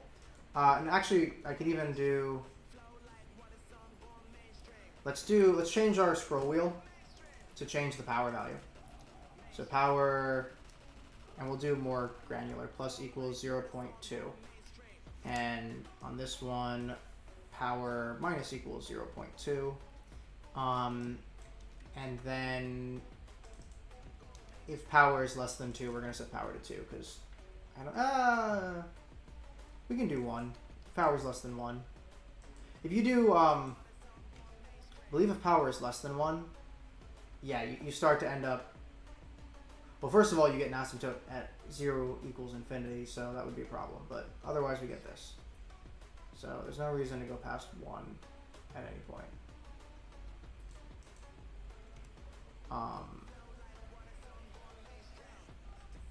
Yeah, so this is what happens as I'm increasing the values. So this is linear like we had before, and then it's kind of a good value. I guess I should be printing out the value. This will be a show debug message. and then P.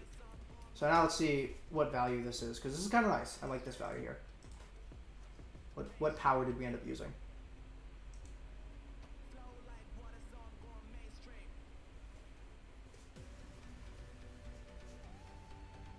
And if I wanted to be able to control a lot of things and really mess with this in real time, I can set like buttons to change what I'm messing with. So yeah, that's pretty good. That's 4.0. That's really funny. I hit exactly 4. So let's go with 4 for a while.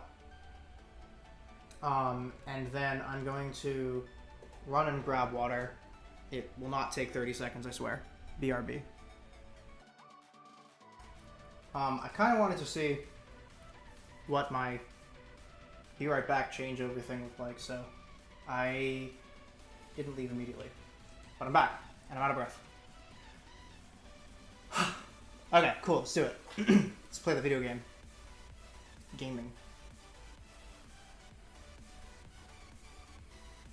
Okay, next up, we kind of want to do the exact same thing, actually. Like, we're going to be reusing this.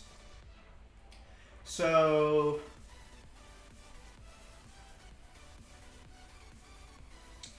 what we had was, when we were lowered down, the I value increases more slowly. So the distance it goes from the actual value, the height increase, goes more slowly. When we are... So now what I'd like to do is I'd like to create this kind of shape in the tornado, where it's actually like doing this, right? And then you get your tornado following that path, okay? So it's literally the same thing. The width increases slowly at first, and then a lot towards the end. So I'm going to reuse the formula. Same formula. It's already like... I already have a lot I can do with that formula, because I'm using... It's already generalized for a power. So we'll call this PH for power height. And now I can actually spell out power. So this will be power H. And let's do a power width. Power W. Start with 2.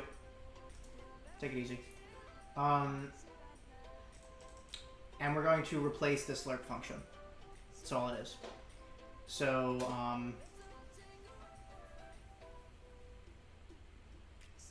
let's see how do we want to do this.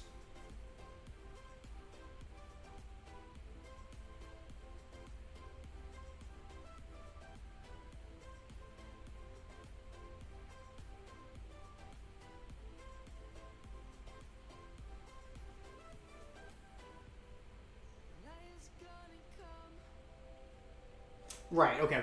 I had to think about it for a second. This is the value that we're interpolating. So I'm going to do width interpolator is equal to something eventually. But for now, it replaces this. Okay? So if I were to replace that with like that, if I were to do that, our width interpolator is linear. But that's not what we want right now, okay? So our ellipse offset y divided by height is kind of like our I. And this is actually from 0 to 1, so this even makes it easier than what we were doing before. I probably should have just done that for this as well, but I'm silly, I'm stupid. So we're going to call it there. Right. So this is just going to be when b is equal to 2, right? When b is equal to 2. And then we cross over at 1. But that's also just the same as x to the power of p. So it's going to be this power to the power of pw. I think that's it. Yeah, that's it. That's the whole thing. Because this is exclusively less than 1. Or sorry, it's from 0 to 1. So it's inclusively less than 1, I guess. But anytime we're less than 1, when we square something, our value gets reduced. which means our width will grow slowly at first and then quickly at the end. And then actually, so what I can do before I actually run it is instead of P, actually this is going to crash the game because I didn't change that to PH. But anyway, go power width instead. And then I can use a scroll wheel to mess with it.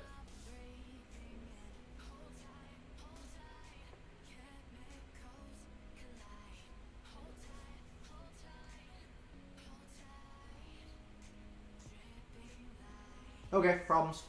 Oh, I still have PW somewhere. My bad. Yeah, that's power W. Let's try that again. I'm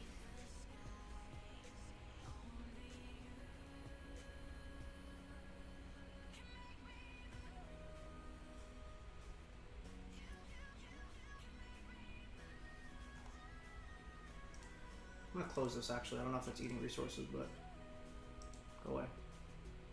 Should also check if I have dropped frames. No dropped frames. That's... I feel like I'm being lied to. Also, if the stream's a little... If the stream's a little choppy anyway, I am getting a very long Ethernet cable. So I will have Ethernet in the future, and that will be fantastic. Anyway, check it out. Now that's what I call a freaking tornado. Yeah.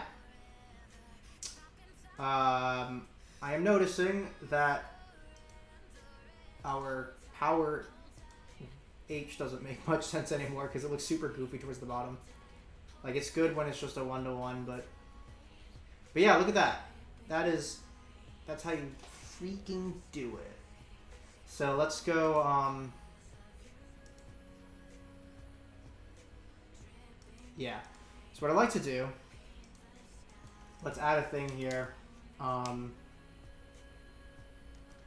Just call it state something. State equals 0 to begin with. And we'll repeat all of this for all of our different something or others. What am I even saying? Basically, if state equals 0,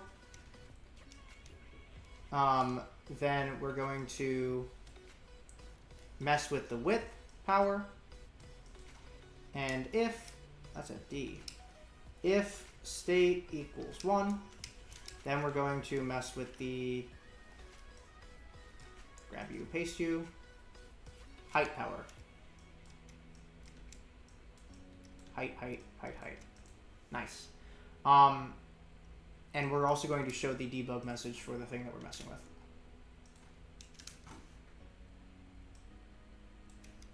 Okay. And then what I'm going to add is if keyboard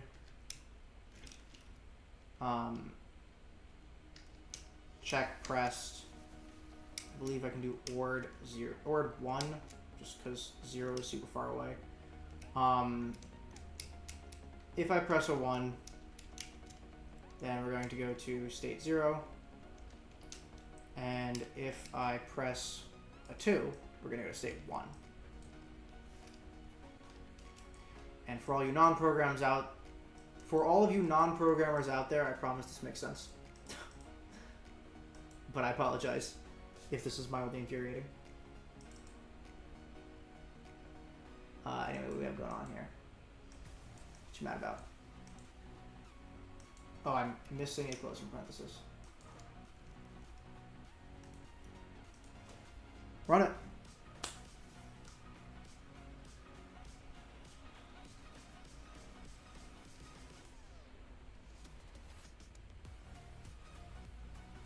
Get to jam out to the music while the game loads. I don't know why it's so darn slow though. That should not be happening. Anyway, Okay.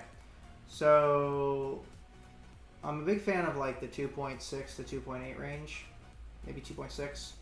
And if I press 2, that should change the height. And honestly, I think the issue we're having is there's just too many bands.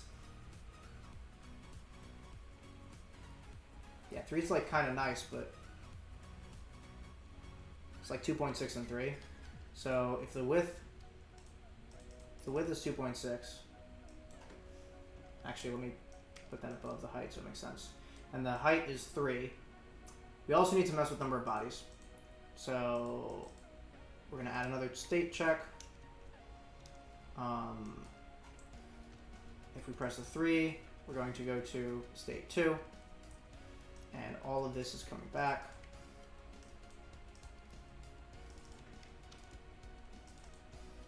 State is equal to 2. Then we're going to add a body. I just threw my mouse across my desk by accident. I need 3 hands. I need 2 hands to type on a keyboard and 1 hand to hold on my mouse. Anyway, this is less than 2. We have to set it to 2. And we're going to show the number of bodies. Alright. Let's see how this looks. Looks like a bug. What am I doing? How did that even happen?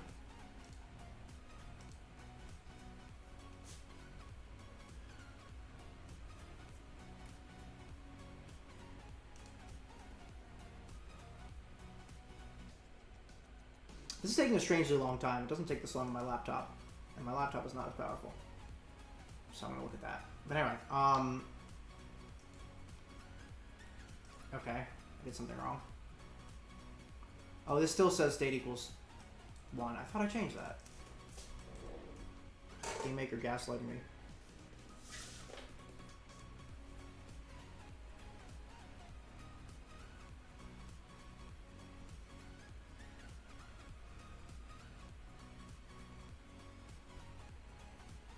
Oh, did not mean to change that. Okay, 2.6. Let's go to 3. Okay, so I wanna reduce the number. What we got, and then maybe change the height. 22. I think these are the values we go with. So 19 for now. 19, 2.6, and 1.8. Wow. I'm just surprised it's less than 2. And if I reset it, it should have those default values.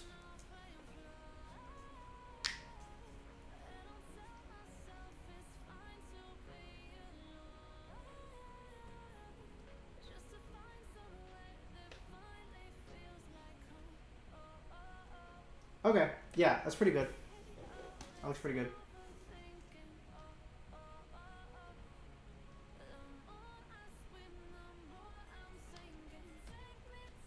Yeah, I think we end up with those values.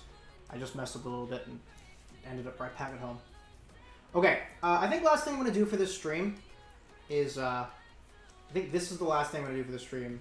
This next thing I'm doing, which is going to be super cool. We're going to make it wiggle. We're gonna do some wiggling. Heck yeah. And the best way to make something wiggle is to put a sine wave through it. So finally, we're going to mess with this center X. It is no longer just going to be the center X. What we want to do is, so now we need a time value because now everything is going to be time dependent. Time equals 0. At the end of our update, we do need to increment time. So we'll do time plus plus. And then what I do in draw is center X is going to be plus sine time, and then times some scale factor. So first I'm going to multiply time by pi, just so that it's... Later I'm going to want to bake this into a sprite, rather than having it run dynamically. So having it a multiple of pi is going to make it so that it's more easy for me to loop. If I don't multiply by pi, since pi is irrational, it will actually never repeat, which is not my favorite thing when it comes to having sprites that are less than an infinite subimages. Yeah. Infinite subimages sprites is infinite. Yeah. Sprites with infinite subimages are very difficult to work with. Your computer can't even load them, by definition. Okay. Gaming. What? Anyway, So if I just do time times pi, remember a complete circle is 2 pi. So I might as well just do times 2 actually. So now every time time increments, we go a full circle, which is a lot. Our tornado room runs at 30 frames per second. We can change it to 60, but I'm definitely not going to be... I don't think any sprite in the game runs at 60 FPS, so that doesn't even make sense. The actual animation, I mean, not movement. Movement is still a 60 FPS. I don't want to get crucified by the gamers. But actual animations are not 60 FPS. So time increases 30 times per second. If I were to divide this by 30, it would take 1 full second to complete the sine wave. So it would go back and then forth and then back to center 1 time. Well, it's a sine wave actually. So it would start at the right, go all the way left, go all the way right in 1 full second.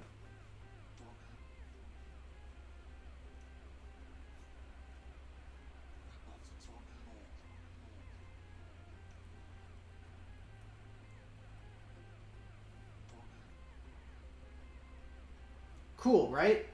The only thing is it's only moving like 1 pixel. It's moving to a total of 2 pixels actually, because we go from +1 to -1 with sine. So we need to increase the amount it's moving. Let's do like a... Let's add another constant value here. We'll do max movement. And we'll make that like 6. So now I can go back and forth 6 pixels, which is a total of 12.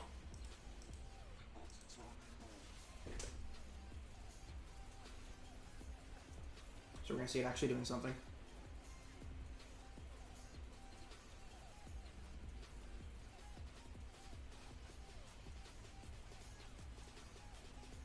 So there it is. It's going back and forth. That seems a little fast, but we're not done with the animation yet, so we can slow it down if we end up needing to. The thing is, the whole tornado is moving together, and real tornadoes don't look anything like this. Well, real tornadoes don't really look anything like what we're about to make it look like, but fake tornadoes that I'm basing this off of look like what I'm about to show you. The problem is, this sine function doesn't take into account the height of the tornado. The height of the ellipse in the tornado. If we take that into an account, we take like the ellipse offset y and offset the value of the sine function by that, then different parts of the tornado will move at different times. It makes sense. Trust. If I say it makes sense, it makes sense. Anyway, we're going to do this. I'm going to multiply it by pi just so it's once again a whole ratio, and then I'm going to divide it by like, well actually, okay, so first of all I'm adding this up, right?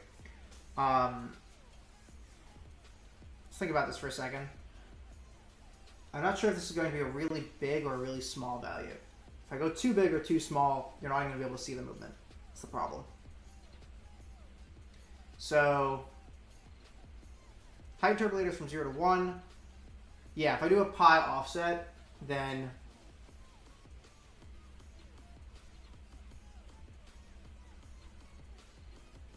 well, height interpolator is actually from 0 to 9.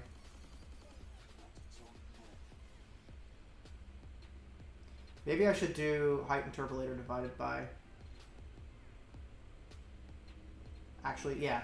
Like, height interpolator divided by number of bodies minus 1. That way, no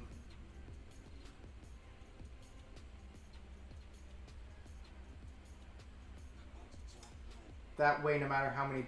Wait, no, I'm sorry. Height interpolator divided by height.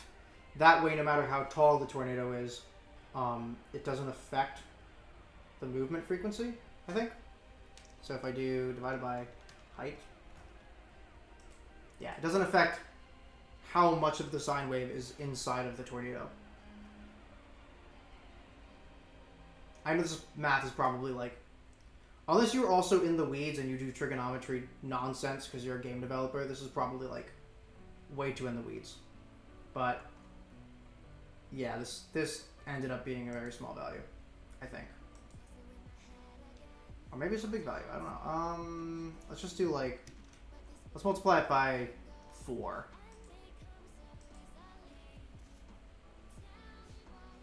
This is where I start just guessing numbers until it looks decent.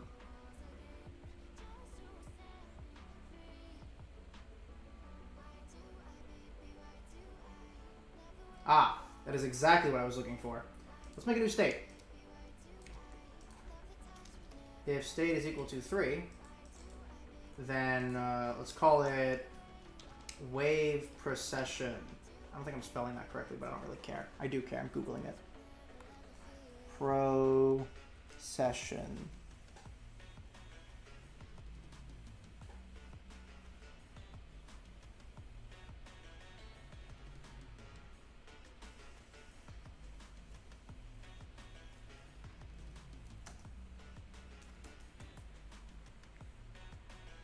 Like processing, like when a circle is spinning and it rotates at the same time. You guys know what I'm talking about, right? Whatever, man. So starting out, wave precession will be equal to 4. I'm not entirely sure how to spell that, or if it's even similar to that word, but that's the name of my variable now. Go back to this. We have a new state, which is going to be state 3. And it is going to be this, and I'm going to do a plus equals 0.1. I don't need an F because this isn't this isn't C sharp rather. Minus equals 0.1. And then if wave precession is less than 0, then wave precession shall be 0 because shouldn't need negatives. Going positive and negative should be pretty much the same. I guess we go in a different order. Just be backwards. I guess I technically don't need this anymore. Okay, and then last one. Value 4. 3, yeah. Obviously, if you're making a game where these were legitimate keyboard shortcuts, you might need to show more to the user, but this is literally just dev tools for me.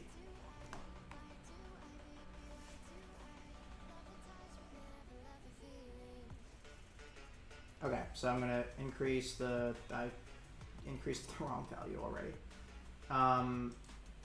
What is width supposed to be? Width is 2.6, so I'm gonna go back to 2.6. 2.6, okay, cool. If I click 4, yeah, 4 is wave precession, so I'm gonna increase that. 9, 10, 11, 12, 13, oh, I have to increase it a lot more than I thought I would. 16.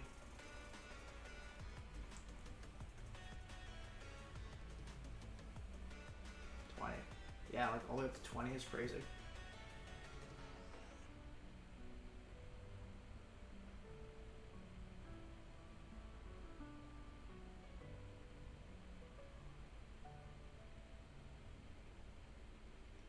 Well, now I feel like I have to change some other values. Yeah, like all of a sudden I like the width a little bit bigger. And then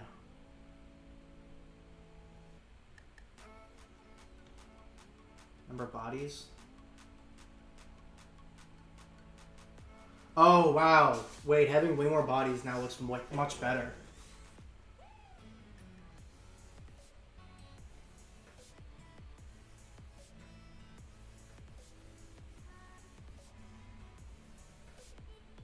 Okay, wait. Now I'm just having fun. This is why nothing ever gets done, man. I get like halfway to something good and then I just play with it. No, but for real, I think we might have cooked today. This looks pretty good. So what you would imagine is this wouldn't all be rings. This would be like an actual sprite rather than the ellipses.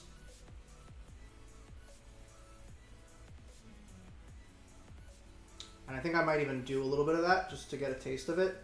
But first, let me record all these values. So first up, we are changing power W to 1.4. Next value, we're changing H to 1.8. It already is that. I'm going to have 24 bodies. 24. And then procession goes from 4 to 20. I didn't realize how slowly it was increasing. And then just to check, if I run this again, it should look like what we just saw. Am I still getting audio levels? I am. It looks pretty good. And hopefully I'm not being completely overpowered by the background music, but I can change that in the post-processing, even if the stream was scuffed. I keep saying screen instead of stream. Oh, that's about.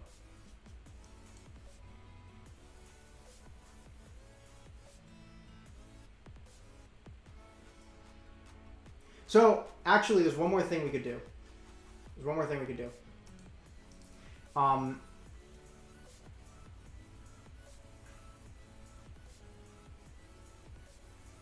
When all is said and done, I can then take center Y, and it's going to be crazy,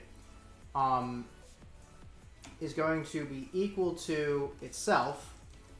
Well, actually, no. We can just do plus equals, right? Plus equals. So we're using sine for x. We'll use cosine here. Let's hold on. If I use cosine, it's going to be exactly the same. It's just at a different point. Same with the sine value. I just have to use the other one. This will make it so that no one's confused. Why are you using sine for x? Why are you using cosine for y? Doesn't matter. It's all the same. So I'm going to switch it to make it not confusing. But anyway, yeah. So I'm going to say like. What is it? Circular movement value. I know that's a really long name, but it's also a really long formula, so it's fine. You can always copy and paste your variable names. What you can't do is figure out what the heck your singular letter variables meant 2 weeks from now. So just give yourself long names. Also comment your code. I'm not going to comment my code because I don't have to, but you have to. Just kidding. Haha. Anyway. So then I started blasting. Right, so if I use center Y and add circular movement value, and also max movement, well, here. Max movement, remember, divided by 3 because that is our ratio that makes it look like projection is happening. It makes it look like we're actually looking at an angle. That should be all we need. So now this should move in like more of a circular pattern and might be really, really cool.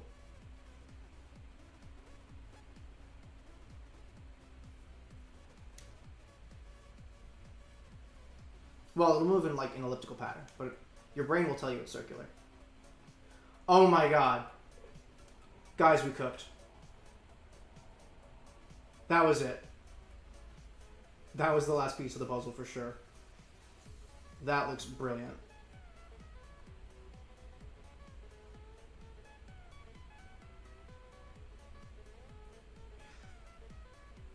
You know, this kind of reminds me, I had something similar to... Shoot, I just remembered I had something similar for a tornado. And it's what eventually turned into the quicksand. So I may have done all of this work today to demonstrate this when I had a better one already. But I guess we can look at both and see which one we like better, right? Let's go back to GameMaker here and load a sprite. This PC, game dev, GCS game, content, sprites, and then if we go to desert, we have this one really cool sprite here. Oh, unless it's in the boss, maybe? Boss 2? Yeah, sinkhole.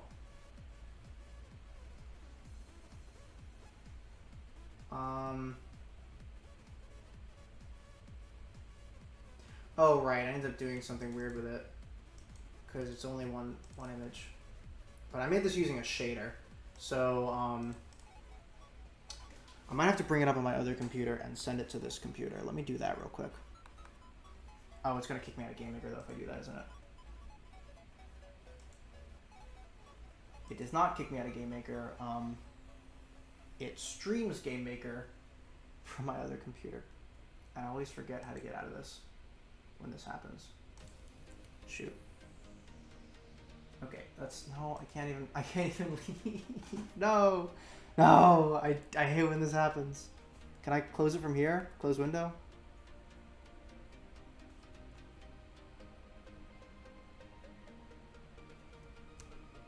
I'm not even... Oh my god, I did it. Okay. Goodness. Right, you used to say... So Steam used to go, you can't do that. You already have GameMaker open. Now it says, oh, you want to remotely control GameMaker? We can do that. You'll never leave again, though. Ever. But actually, that might be a good thing, because that means I can open up GameMaker on my other computer and then stream from this computer instead of having to go through all the trouble of transferring files over to show you guys. That's actually unbelievably convenient. I think if I had known that from the beginning, I would have just been doing that, because I have all of my stuff on my other computer. Yeah, connect. Look at that. Okay, yes. If only it had given me that warning before. Oh my gosh, when did I hit 8,000 hours in GameMaker? The worst part about this is I literally would not recommend this to anybody. But actually that might be a good thing, because that means I can open up GameMaker on my other computer. Oh, and apparently then stream from this computer instead of having to go through all the trouble of... Apparently I'm just remoted into my entire other computer. I did not realize that.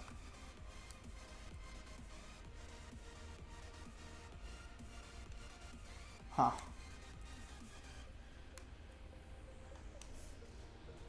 Okay. Yeah, so these are all the assets, just in general. I don't think I baked it into a sprite, but I might just have the room somewhere. So if I have, yeah, room, one of these two is the good one. There's also a spiral shader. Let's look at some of these.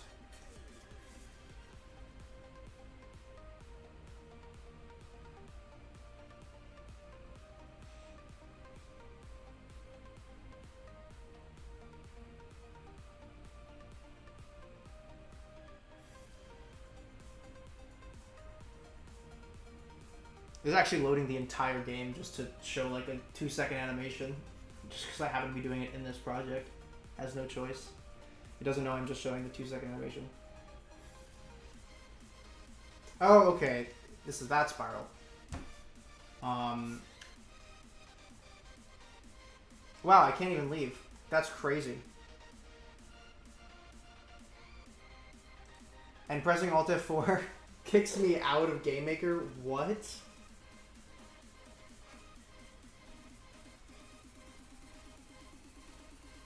I may need to... That was so weird that that was full screen too, because it wasn't full screen on my other computer. I made it a kill button. Anyway, let's see what Sinkhole 2 looks like.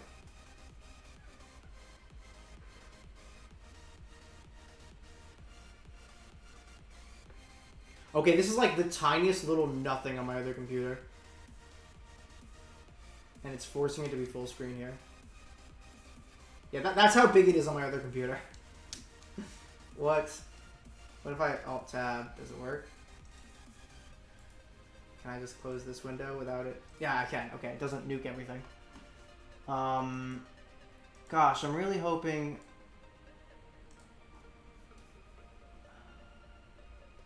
I still have it and I didn't, like, fix it and turn it into something else. Because all of a sudden I actually want it. Okay, that's it, but everything is cut off. Like, okay, so there was a whole thing below this in order to make it work. I don't know if that makes sense. And basically it made it look like a real tornado. I'm going to spend the rest of the stream trying to find this, I swear.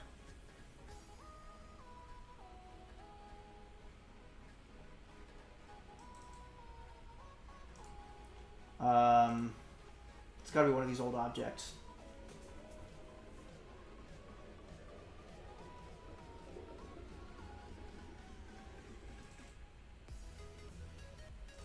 I had one where I was like using individual pixel colors. Yeah, see, this is a sinkhole shader. Where are you? What's this shader? I don't remember what the shader was. Come on. Oh god, it was a lot, wasn't it? Oh no.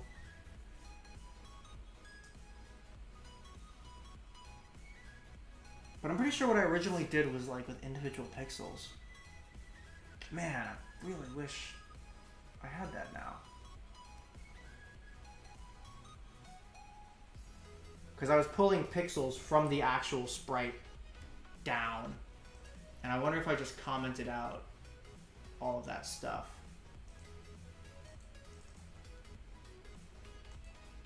Because then I made this sinkhole. I made this shader. The shader is basically turning the value more and more black and creating that like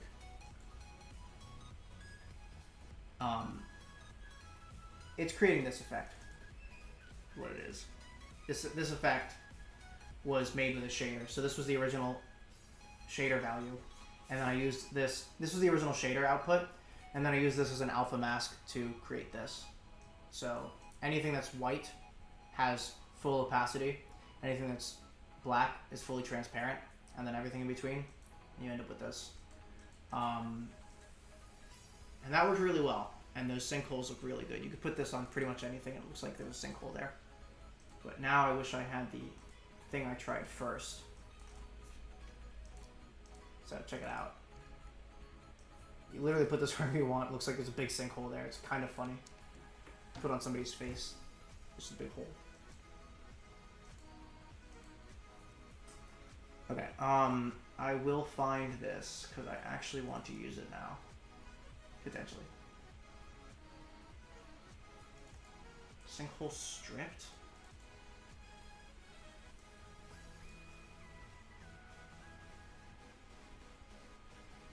Okay, look at this. There's no shader here, which makes me think that this is the one I'm looking for. So I go back to sinkhole. This is object sinkhole. Let's swap this out for object sinkhole strip. What is... Steam is doing some weird stuff. Oh, it freaks out when I do that. Oh, I gotta do that on my other computer apparently. Okay, sinkhole stripped. There we go. So stick that here-ish. It's probably fine. I think I need to raise it up a little bit maybe. That's definitely fine. And by definitely fine, I mean we'll find out.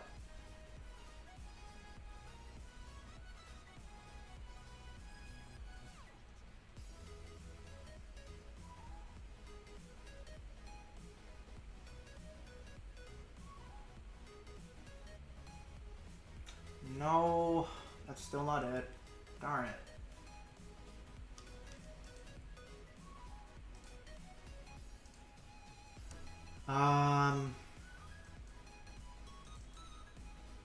Oh, right, because I ended up not needing to use the shader, because I just baked it into a sprite.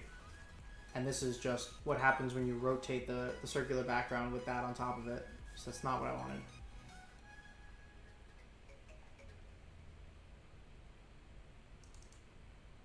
No, not you. Where did I do this?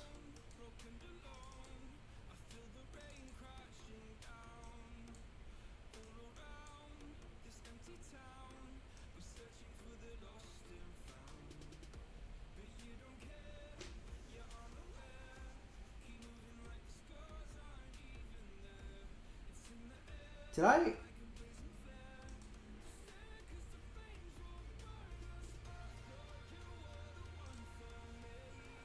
Did I do it in a different game? Maybe I did it in like art or something? My art project?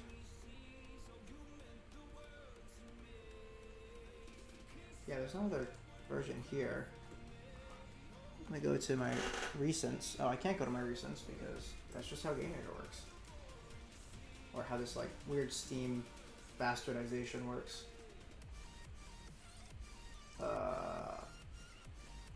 Ignore all of this.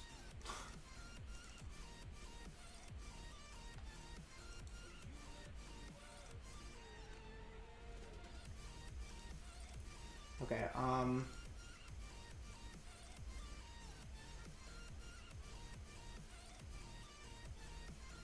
no, this isn't it.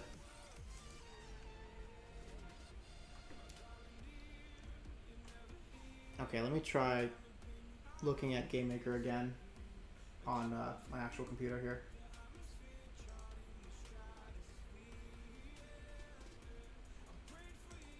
I'm gonna give myself another 5 minutes to look at this, and then I'm gonna end the stream. Really appreciate everybody who came out to watch the stream. You guys are awesome. Especially the 5 of you that muted the stream in the background and kept it on the entire time. Wow, it just went down to 4 people. Okay. That's really funny. Well, I guess that person had the stream on. Okay, so...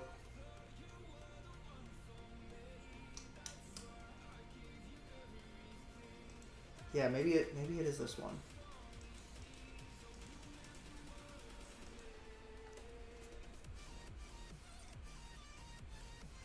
RNG, black and white shader, player, camera, custom. Oh, it's the exact same thing. Open project. What projects do I even have in my folder?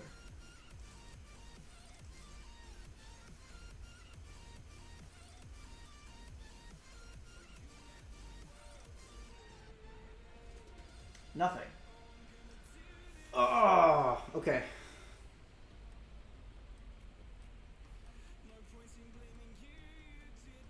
Well, I will find this eventually. But anyway, yeah. Really appreciate everybody who tuned into the stream. You guys are genuinely... wow. I'm stupid. I went to the ending screen, like ending soon, and there's no freaking mic audio on that one. There's only mic audio on this one. Thank you, chatter, for saying something. Oh gosh, how much was I... what did I all say? What did I say?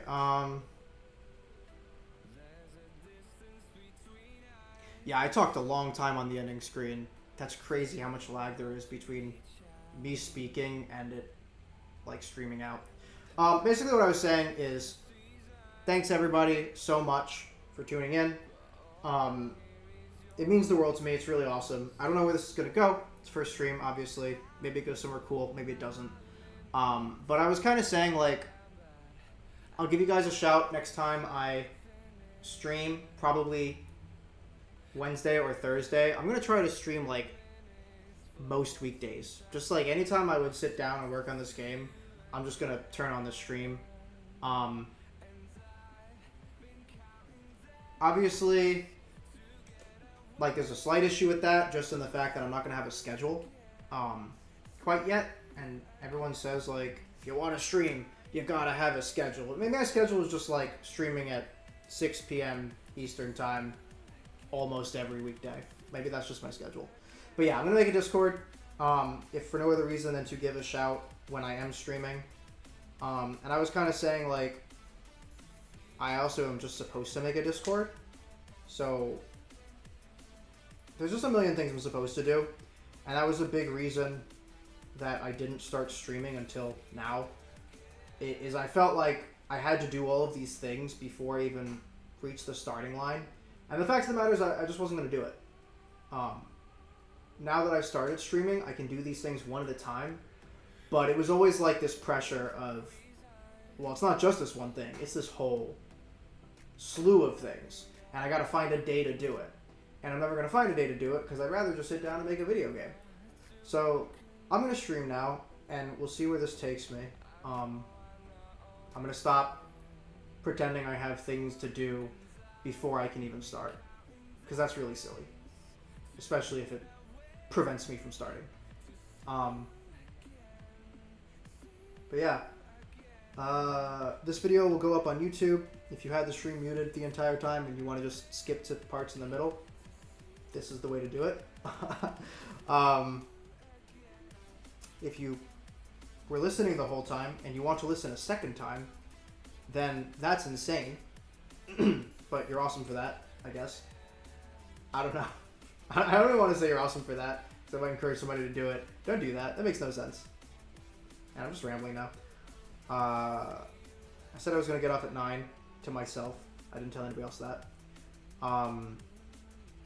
So it's almost 9. I'm going to repeat this. I know I said this while my mic was gone, but I'm going to say it one more time just in case I didn't repeat myself. I know you're supposed to have a consistent schedule to get big as a streamer. So I'm just going to turn on the stream literally whenever I'm working on this game. So I don't know if my schedule will be that consistent, unfortunately. But maybe that will be my consistent schedule, is I stream almost every weekday after 6 o'clock EST. Maybe that counts as a schedule. Who knows? Yeah. Thanks for tuning in.